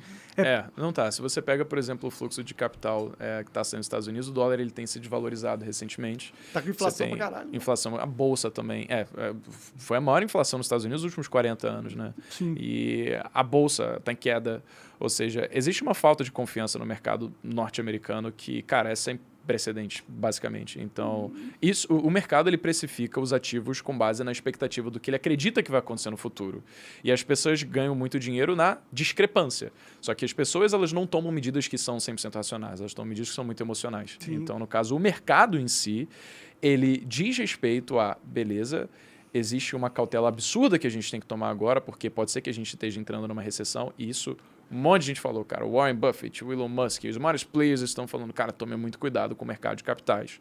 Tome muito cuidado com as economias, porque provavelmente a gente vai passar por um período de grande recessão. Então, bom, tem isso. Mas isso gera pessimismo, o que faz com que, às vezes, a gente esteja vendo coisas com um olhar distorcido para mais pessimista do que realmente é. Pode crer. Daqui 2 anos pode, ter uma nova tecnologia... fusão nuclear. Um cisne negro, exato. E que muda tudo. E de repente, nossa, estamos na bonança, todo mundo tem energia de graça, porque a gente criou um sol na Terra. É foda. O mundo é muito louco, né? É divertido, né? O mundo parece gigantesco, né, cara? E você começou no YouTube quando, cara? Faz quanto tempo? Uau, que mudar de assunto, cara. Tem 4 anos, comecei em 2018 e... assim, foi uma jornada. Desde então, assim, basicamente começou lá, vídeo no YouTube, aí a gente chegou a criar várias gente, produtora de vídeos, foi fazer portal de notícias, marca de roupas, além de ter a própria empresa de produção de conteúdo, jovens em si, que, enfim, a gente desenvolveu um aplicativo próprio, tem um modelo educacional. Da hora. Mas, enfim, agora a gente está só com as jovens em si, não com todas essas subsidiárias, porque eu vi que foco é uma parada que, cara, vale ouro. E você tem 4 empresas ao mesmo tempo, não recomendo. Pode crer, pode muito crer. Trabalho, muito difícil você conseguir conciliar tudo. Faz sentido. Mas, hoje é jovens aí. O que te deu? Você tem quantos anos mesmo? 25. Cara, você é jovem. O que deu? O que deu aí? Que você tem uma veia empreendedor desde sempre? Teus pais te ensinaram? Tu não foi, irmão. Então, comecei medicina, depois fui engenharia mecânica, depois eu fui reclassificado para engenharia ciclo básico na UFRJ, lá no Rio de Janeiro. Nem sei o que é uma engenharia ciclo básico. É a engenharia que tem as matérias que são básicas para todas as outras engenharias, e aí depois de 2 anos você meio que escolhe o que você quer. Que focar, assim, Tem entendi. que focar. E aí, depois de 2 anos, eu fui para produção, mas aí larguei. Então, foi isso, basicamente.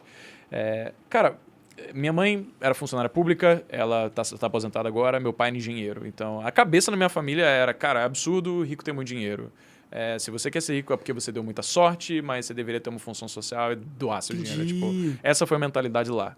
O que aconteceu depois disso foi que eu tive a sorte de um dia estar na faculdade, lá na FRJ, e ver uma palestra de um cara que era empreendedor. E ele mostrou que existia a possibilidade de você conseguir ter as coisas que você quer, sem depender de sorte, se você tomasse risco. O nome do cara era Gustavo Ziller, ele falou da história onde ele foi escalar uma montanha, tentando simular um programa que ele queria depois fazer. Ele queria ter um programa de televisão escalando montanha. Caralho, essa brisa do cara. E aí ele foi contratar um filmmaker, pagou a passagem para ele, pagou a passagem para fazerem a escalada e começou a filmar como se o programa fosse fechado já com alguma emissora. Mas ele não conhecia ninguém. O que ele tinha era o contato do marketing lá que todo mundo tem quando entra, por exemplo, numa emissora. Uhum. E aí ele terminou o programa, compilou, editou, mandou pro canal off, e o canal off voltou e falou, cara, a gente nunca viu ninguém que tenha um potencial de fazer isso aqui, um programa escalando montanha, isso é tão legal. E aí fechou o canal off, ele tem um programa hoje que chama 7 Cumes. Virou a chave, falei, caraca, como é que pode uma pessoa que fez o próprio futuro, basicamente, assumiu o risco em primeiro momento para depois ela acabar tendo o resultado daquilo? Sim. A minha cabeça era, da minha família, era primeiro você estuda, depois você faz o concurso público, depois... A trilhazinha, né? Padrão para todo mundo. Até que caminho padrão. Você estuda, tem filho, aí você se aposenta aos 65, aí começa a viver a vida. Que foi o que meus pais fizeram, Pode crer. basicamente. Então, acabou que eu percebi que, cara, talvez eu consiga fazer isso aqui. Talvez eu consiga colocar risco na frente do retorno. E se eu arriscar o suficiente, talvez o retorno seja muito grande. E eu decidi largar porque eu queria fazer enquanto eu era jovem, porque eu não queria ficar arrependido de chegar ao momento onde eu tinha, sei lá, 40 e poucos anos, já comprometido com família, com filhos, com várias responsabilidades, e não poder arriscar porque o risco de perder tudo seria muito grande. Pode crer. Então, se eu sou jovem, e eu fui extremamente privilegiado na minha vida, eu tive educação de qualidade, eu tive teto, eu tive comida, nunca precisei me preocupar em onde que eu ia dormir. Para mim era no sentido de, cara, eu tô numa das melhores momentos da minha vida para fazer isso. Eu tenho muita sorte, eu fui abençoado de ter uma família estruturada. Eu não faria jus a tudo que eu tenho se eu não trabalhasse para honrar isso e assumisse esse risco agora. Então, foi quando eu larguei, comecei a fazer o YouTube, vingou em alguns meses, basicamente. Caralho, vingou rápido. Foi basicamente 7 meses ali, até começar a ganhar o que... Tração ali. Eu tava... AdSense. AdSense, só AdSense. No começo a gente não sabia ganhar dinheiro, só fazer vídeo e tal. Mas aí depois entrou o Nigro em 2020, e aí veio uma grana também, e eventualmente a gente foi crescendo a equipe, a gente chegou a um teto de 45, considerando as outras subsidiárias. Agora a gente aprendeu a fazer um pouquinho mais eficiente, o jogo estamos com 27. Pode crer, da hora demais. Legal, né? É bom, né? No Brasil parece que o YouTube é uma grande porta de empreendedorismo, né? Pra muita gente. Né? Isso que é legal, cara, porque você literalmente pode aprender qualquer coisa em qualquer momento. Você pode aprender todo um MBA de graça se você tiver YouTube, se você tiver acesso à internet. Então, você pode aprender sobre negócios, assistindo vídeo de pessoas que falam sobre isso. Eu aprendi a investir vendo os vídeos do Nigro, por exemplo, ou da Arcuri e tal. E isso é de graça. Então, você tem uma biblioteca na ponta do seu dedo para qualquer coisa que você queira. E isso foi o motivo pelo qual eu até comecei a fazer. Vendo os vídeos de educação financeira, vendo os vídeos de economia, vendo os vídeos de negócios. Falei, criar esse canal chamado Jovens de Negócios, que engloba tudo isso, mas falando para jovem, com meme, com piada, com gente como se estivesse falando numa conversa de bar ali. Sim. O ideal o da hora das redes sociais é que você pode ganhar dinheiro sem sair de casa. Mano. Isso é muito bom, assim. Tipo, tu produz um conteúdo e entra dólar na tua conta. Isso para mim é revolucionário, assim. Uma pena que o YouTube tá censurando uma galera aí. É uma pena nesse sentido. Esse começo eu tenho uma tristeza com o YouTube, porque é uma parada que mudou minha vida, mudou sua vida. É um negócio que é muito importante que exista, mas eu tenho medo que ele esteja se perdendo, assim, sabe? Eu já tem criadores que, vivem de YouTube e do nada eles perdem o canal, perdem toda a renda, todo o sustento. E o YouTube fala, porque uma regrinha aqui você não... E aí destrói com a vida dele, tá ligado? Certo. Isso torna trabalhar aqui muito ruim. Trabalhar no YouTube, né? Muito ruim. que é muito inseguro, você não pode falar tudo que você quer e tal. E antes era o oposto, né, cara? Antes tinha literalmente vídeo de terrorista arrancando a cabeça dos outros no YouTube. Uau, eu não sabia disso. Uau, eu não sabia que as políticas eram tão abertas assim. Era muito aberto, mano. Era muito aberto, velho. Eles foram ficando cada vez mais fechados. Foi por isso que deu merda, inclusive, o YouTube. Você já ficou sabendo do Adpocalypse? Não fiquei. Quando teve esse negócio de gente degolada no YouTube, tinha o Wall Street Journal fez uma matéria falando assim, tá vendo? Tem vídeo tem propaganda da Coca-Cola do lado de terroristas. E aí a marca fica associada àquilo e... E aí deu uma crise que todas as marcas do YouTube falaram assim, ó, você tem que mudar a forma com que você entrega conteúdo para as pessoas. Total. E eles pediram censura pro YouTube. Falaram, tem que censurar algumas coisas. Total. E o YouTube cedeu, né? Porque senão ele ia falir. Era todo mundo que dava dinheiro para eles. Uhum. E aí começou a censura. Assim, cara, é aquela parada. Tipo, quando a censura vem da iniciativa privada, tem um contrato, então tá tudo certo, sabe? Você vai decidir se você quer consumir a plataforma ou não. Sim, agora, quando vem do tá Estado e não tem contrato, aí é um pouco mais difícil, porque você não sabe qual que é o limite da censura que vai acontecer. Porque se você coloca no YouTube, não pode produzir vídeos sobre gente sendo degolada. Tudo bem. Se você quiser ver vídeo sobre isso, você vai para outra plataforma, sabe? Então vai ter provavelmente... Existe um site, cara, já aconteceu. Tem o Rumble. O Rumble, você vai no Rumble, não sei se gente degolada você pode pôr lá, não. Se for tesão, então vá pro Rumble, cara. De ver gente degolada, assim. Pode ser que te agrade, mas, porra, se não fizer falta na sua vida, também tem o YouTube pra isso, cara. Sim. Bom, vamos ver o que acontece no futuro. Você acha que não deveria ter vídeo de gente sendo degolada no YouTube? Você acha que... Na internet, em geral? Não, cara, eu acho que deveria... Eu acho que, assim, eu acredito que o ser humano, ele tem condição para ele ver aquilo que ele quer. Se ele quiser ver esse tipo de coisa, então tudo bem que ele veja, sabe? Eu já vi muitas cenas reais de tragédia, o caralho. E assim. tá lá, né? Isso existe. Talvez, acho que o Google ele deve censurar algumas coisas que ele mostra também. Mas, de novo, é iniciativa privada, ele pode fazer o que ele quiser. Calma lá com essa Mas ideia você pode ir pela Deep Web. A iniciativa privada pode fazer o que quiser. Não pode, não. Não pode fazer o que quiser. Eu não posso ir no Walmart e ele falar, não, pra entrar aqui você tem que ficar pelado. Mas aí você pode escolher não entrar, entendeu? Essa coisa. Bom, isso é verdade. Tipo, pode, né? se você cria uma empresa, você vai decidir os termos. Se você não tiver trazendo um produto ou serviço que o mercado queira, você vai falir. Então é simples. O importante é que tenha claro o que você pode deixar, o que você não pode deixar, sabe? No futuro, então, o YouTube vai virar a TV, o que era a TV antes. Né? Já virou, né? A gente tem mais, por exemplo, gente vendo live de podcast do que você tem pessoas ao vivo. Mas não nesse sentido. Tô falando no sentido de... Na TV não podia palavrão, não podia um monte de coisa. Total. É nesse sentido, assim, que eu temo, assim. Eu gostava da liberdade da internet porque... eu acredito que o mundo é louco, mano. Eu acho que todo mundo, ser humano, é louco, mano. A gente tá aqui conversando, normal, a gente consegue viver em sociedade, mas cada um de nós... é bem maluco, assim. E qualquer coisa que restringe a nossa liberdade de pôr pra fora o que é um ser humano, pôr essa maluquice pra fora, eu acho que vai tornar o mundo chato demais. Total. Sim, já tá tornando. Eu concordo, velho. Pô, acho que tem que ter vídeo de gente... Quer dizer, olha, tirar isso de contexto é foda, né? Mas, é melhor cortar. Vídeo sobre qualquer coisa que seja, sabe? Pode estar lá e as pessoas podem procurar na internet. É só um caso que eu sou contra. Sim, nenhuma forma pode ter vídeo disso na internet. Eu acho que a gente deveria fazer um trabalho para acabar com todos esses vídeos, que é pedofilia. Nesse caso, eu não consigo ser libertário, não. Acho que vídeo de pedofilia, ninguém deve ver e censura essa porra aí. Essa porra tem que ser censurada. Entendi. Mas tirando Mas isso... vídeo de gente degolada, não? Vídeo de gente degolada, não, porque a pedofilia é uma parada que você tá expondo uma criança numa situação muito horrível, assim, tá ligado? Já a pessoa que foi degolada já morreu, né? Então foda-se. Tipo, como que ela vai sentir? Não vai sentir nada, né? Claro. A família dela pode alegar, sim. Mas aqui da pedofilia eu não consigo falar deveria dar, tá ligado? Acho que tem que cortar todo tipo. Isso vai variar. Aquela coisa das importâncias, assim. Pode ser que Monark acabe vendo mais importância em, por exemplo, você manter a integridade da imagem de uma criança, até das pessoas que assistem aquilo, que estão sofrendo um momento horrível, do que uma pessoa que é sendo decapitada, por exemplo, sabe? Sim. Mas ainda assim, você poderia tranquilamente argumentar que não, uma pessoa sendo decapitada é uma cena muito mais horrível porque ela está perdendo a vida do que uma criança. Então, vai variar dependendo de como... Essa interpretação, né? Do subjetivo de cada um, sabe? Por isso que é complicado esse tópico. Esse tópico é bem complicado mesmo, bem complicado. Então você tá otimista? Você acha que o Brasil vai ir bem? mudei de assunto pra caralho de novo. Eu faço isso, foi então, mal. Cara, mas você colocou uma pulga atrás da orelha demais, assim, mano. Se realmente acontecer essa coisa das sanções norte-americanas em relação à China, com certeza, cara, tem... Toda Big Tech tem mão de obra na China, sabe? Então imagina se isso se perde, basicamente. Eu acho difícil isso acontecer, como eu falei, acho que é improvável, porque é muito mais barato de se produzir na China do que, às vezes, em outros países. Sim, com certeza. Mas pode ser que aconteça, cara. E se acontecer, realmente não vai ter bundas commodities, coisa nenhuma. A gente vai, de fato, entrar numa recessão e pode ser que o futuro, nesse médio prazo, seja muito mais pessimista. Mas no longo prazo, cara, e aqui no longo prazo eu estou falando de 20 anos para frente, tá?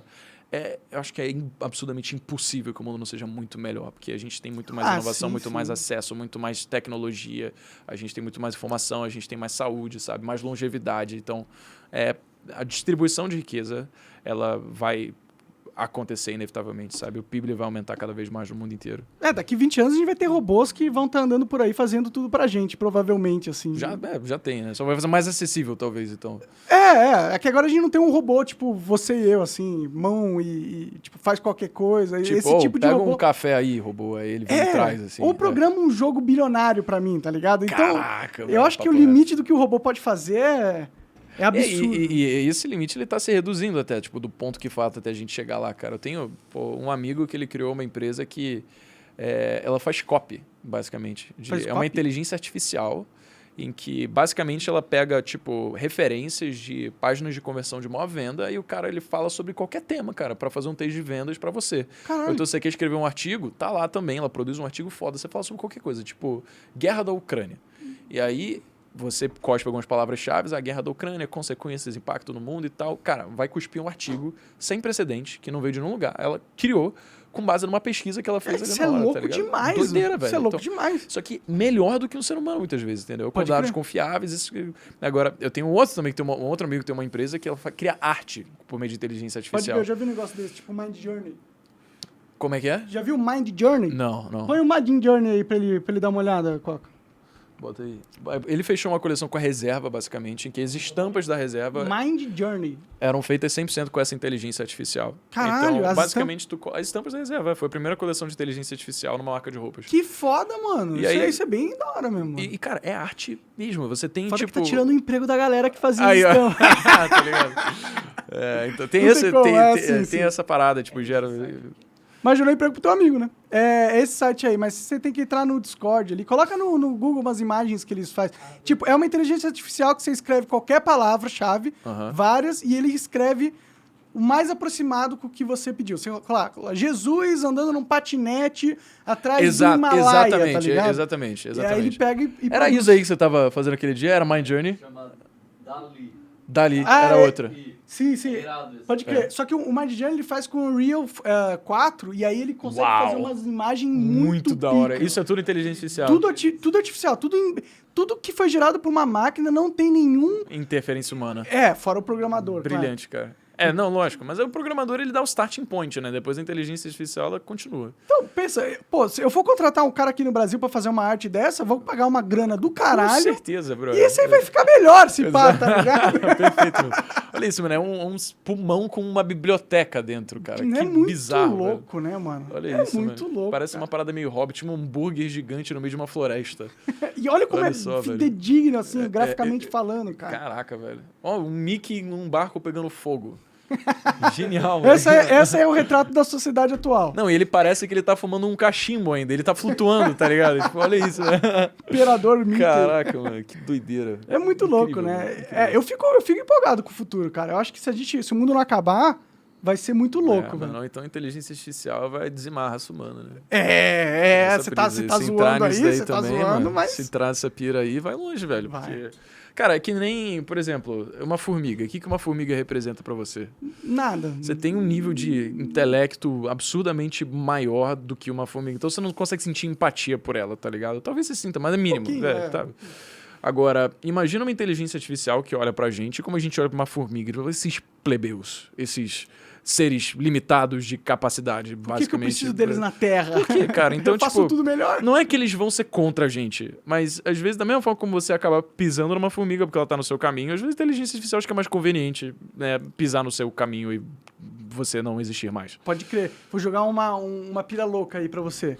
todas as nossas redes sociais, hoje, os algoritmos são controlados por inteligências artificiais. Tá. E se a inteligência artificial está manipulando o interesse e a atenção do humano e jogando a gente para cada vez mais conflitos políticos, e ela está fazendo isso em favor do lucro, e não é nem o ser humano que decidiu que teria que fazer isso. Foi só o que a máquina decidiu fazer. Algoritmo de dados, brilhante, cara. Eu investiria nessa empresa. Eu acho que faz muito sentido. Chama Google, né?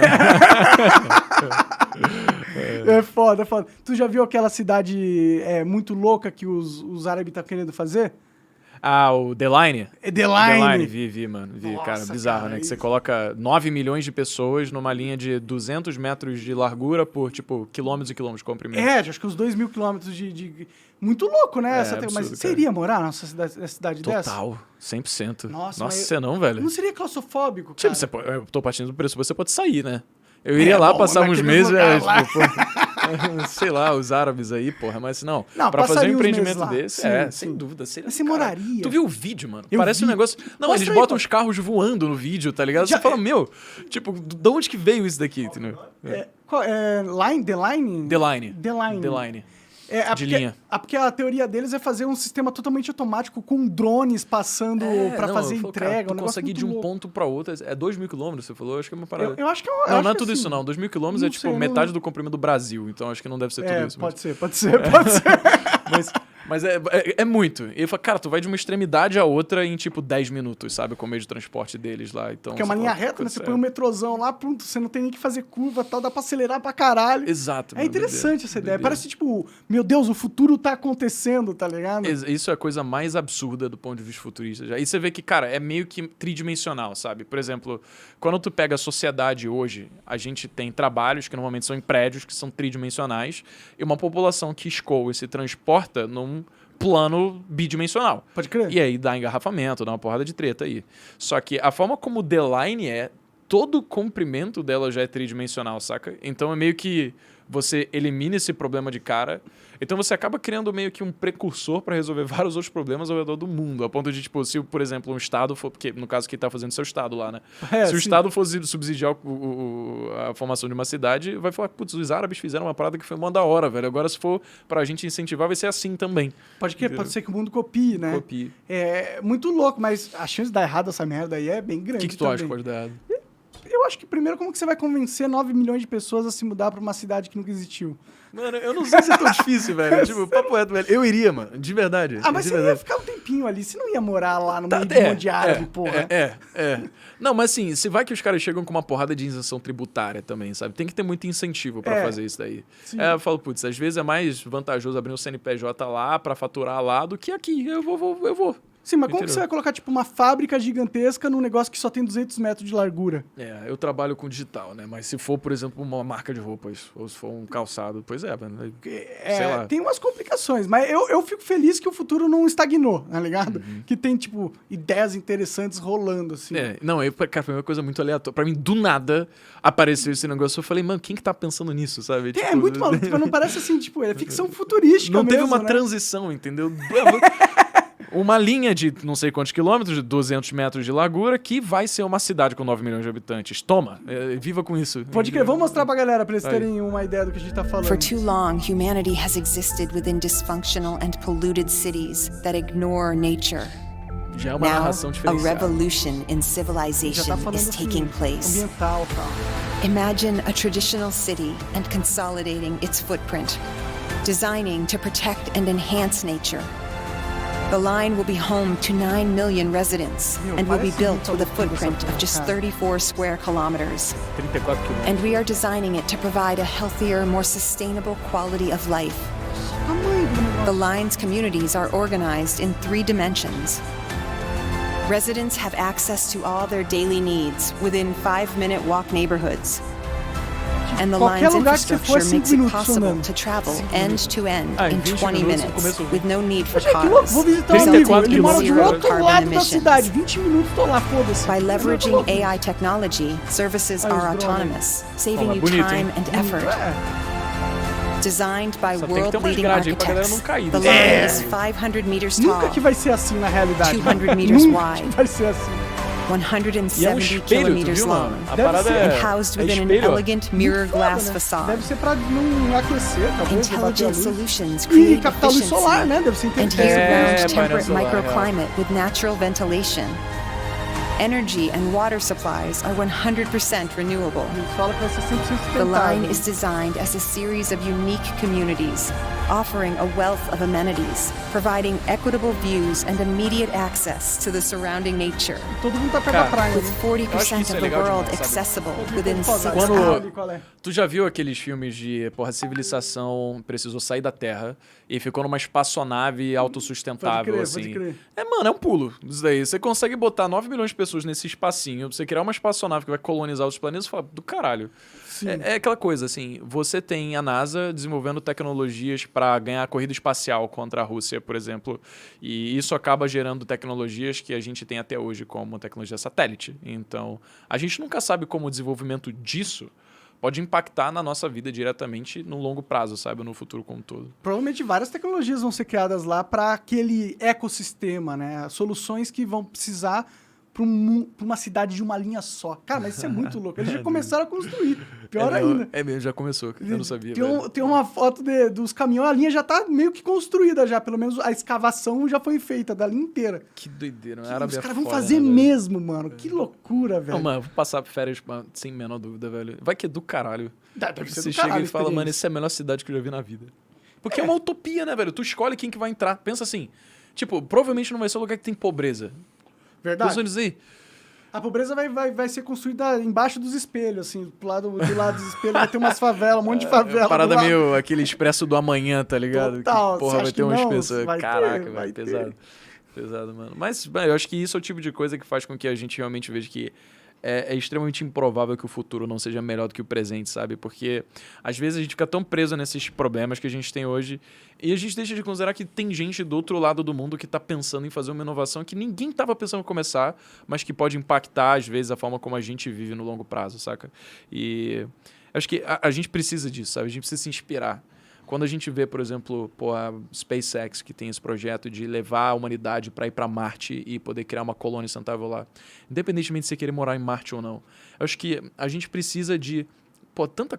tem tanta coisa merda acontecendo que olhar para as estrelas e pensar, caramba, cara, existe um universo inteiro que a gente pode explorar, sabe?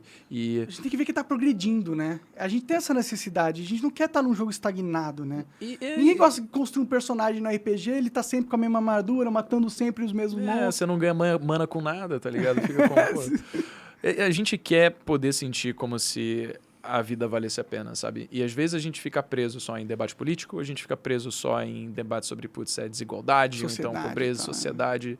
E elas são coisas extremamente importantes, obviamente, sabe? Mas eu acho que o que move a gente a querer construir coisas grandiosas para o mundo e para nossa vida, principalmente, é a crença de que o futuro ele precisa ser melhor do que o presente, sabe? Eu acho que isso daqui faz justamente isso. Você começa a olhar e fala, putz, às vezes eu quero trabalhar nesse projeto. Às vezes eu quero poder ajudar pessoas, sociedades a se desenvolverem com projetos tão fodas quanto esse daqui. E isso acaba fazendo a vida de uma pessoa, sabe? Sim. Aí você, olha, eu particularmente gosto demais de astrofísica.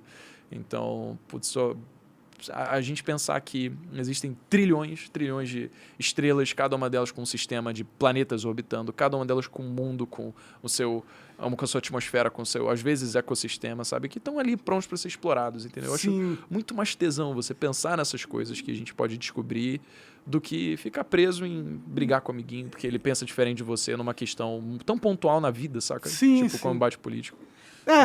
E a gente tá preso nesse looping da polarização, infelizmente. Quando será que o Brasil vai criar um The Line aqui? Uau! Nunca! Mano, pode ser que demore um pouquinho, né? Mas acho que é isso, acreditar que vai rolar. Eu acredito. Vamos torcer, porque senão a alternativa é se matar, né? Vai fazer o quê? Tem que torcer para que seja bom o negócio, né? Total. Que melhore. Total. E eu acredito, eu acho que... olha as coisas que você está discutindo. Os vídeos que você fez lá do Lula e do Bolsonaro trouxeram informações importantes para as pessoas que, num outro contexto histórico... Não faria sentido. E teve visualização pra caralho. Então foram milhões de pessoas impactadas com informações ultra importantes há 2 semanas da eleição, uma semana da eleição. Uma semana. Agora vai ser dia 9, né? Nossa, Exato. eu tô Se coçando, ansioso pra esse... Eu quero que acabe logo, cara. Total, eu não velho. aguento mais eleição. Recuperar cara. os amigos, né, cara? É importante. Né? Será que Você vai parar, mano, a polarização depois que um ou outro ganhar? Acaba com essa parada? Você se lembra quando era Bolsonaro e Haddad? Lembro, mais ou menos. Então, não mudou nada, né? Não desde mudou então. porra nenhuma. Continua a polarização desde então, velho. Piorou, eu acho se que a gente for pensar. Eu acho que o que mais provável acontecer, no caso do Lula foi eleito, às vezes... É isso, cara. Censura acontecer de forma desmedida, acontecer cada vez mais. O governo ele ficar cada vez maior. E aí as pessoas elas vão começar a perceber o seguinte, putz, se bobear, não tá sendo tão bom quanto eu esperava. Mas até isso é improvável por causa daquelas coisas. Se a China começar a importar pra caramba, e aí tem Vai bundas saber, commodities, e a galera... Cara, se o Lula for eleito e acontecer esse negócio do bundas commodities de novo, todo mundo vai achar que o Lula foi o cara. É verdade. Tá ligado? Porque ele sofreu outra cagada. Deu baita sorte de entrar no momento certo também, entendeu? Mas independentemente se fosse o Lula ou o Bolsonaro, isso é isso que ia acontecer. Mas acho que tem 2 coisas que podem acontecer, né? Isso... Então, todo mundo começar a ganhar dinheiro e aí talvez a galera que tivesse tão pró-Bolsonaro comece a ver, nossa, o Lula não é tão ruim, então todo mundo ganha dinheiro. Sim. Ou o que pode acontecer é, na verdade, existir um excesso de censura, o nível de intervencionismo aumentar cada vez mais, não só em relação à economia, mas em relação à mídia, por exemplo, e as pessoas começarem a perceber que, caralho, não era só pra fake news, era pra qualquer coisa. Eu aposto nessa realidade aí, cara. Infelizmente, eu dou uma apostadinha. E aí vai ver que, às vezes, a galera vai falar, se bobear, o Bolsonaro não era tão ruim assim. Né? Então, eu acho que é meio que várias possibilidades do que pode acontecer. E, Vamos torcer, né? Vamos torcer. Breno, cara, obrigado, velho. Obrigado por ter colado aí, conversar comigo. Mano, uma honra o convite, cara. Admiro o teu trabalho, de verdade. Acho que o que você construiu ao longo do tempo foi, porra, sem precedente. Você foi uma das pessoas que inspirou muita gente a poder escolher o que fazer com carreira, cara. Você, pô, da tua forma muito única, com a tua personalidade, conseguiu fazer com que... doidão. Cara, você tá falando de política, velho, que é um assunto que muita gente tem muita opinião pra falar. Só que pouca gente tem embasamento pra falar. Sim. E conversar contigo, você percebe, você vê que você não é uma pessoa que é desprovida de intelecto. Pô, tu pensa, você tá acompanhando as notícias, você estuda. Então, porra, eu acho que é maneiro porque você tem muito conforto pra falar das coisas que você fala e você traz uma visão muito sua, muito única, que é muito em relação ao que o brasileiro é no geral, saca? Então, cara, eu sou um povo médio, assim. Eu sou um povo comum que fala as coisas que ia ver e tal. Não, cara, não é. Eu me surpreendi muito com esse papo, tá? Então, poxa, parabéns, cara, pelo teu trabalho, de verdade, você tá construindo, obrigado. Cara. Eu quero mais é que você voe mesmo, mano, que acontecimentos do passado tenham sido nada mais do que pontos de crescimento. E agora o resto é só fazer o mundo um lugar melhor e vambora. Da hora, cara. Obrigado, agradeço. Valeu, achei o papo foda. Obrigado mesmo por ter vindo. Vai lá, Jovem de Negócio, canal bombando, vários conteúdos foda. Fala o Instagram. Instagram é @Breno Perrucho. Isso. TikTok, LinkedIn, essas coisas. Tudo Breno isso. Perrucho. Breno Perrucho. É isso aí. Isso é bom. Boa. Da hora. Obrigado. Valeu, Valeu, galera.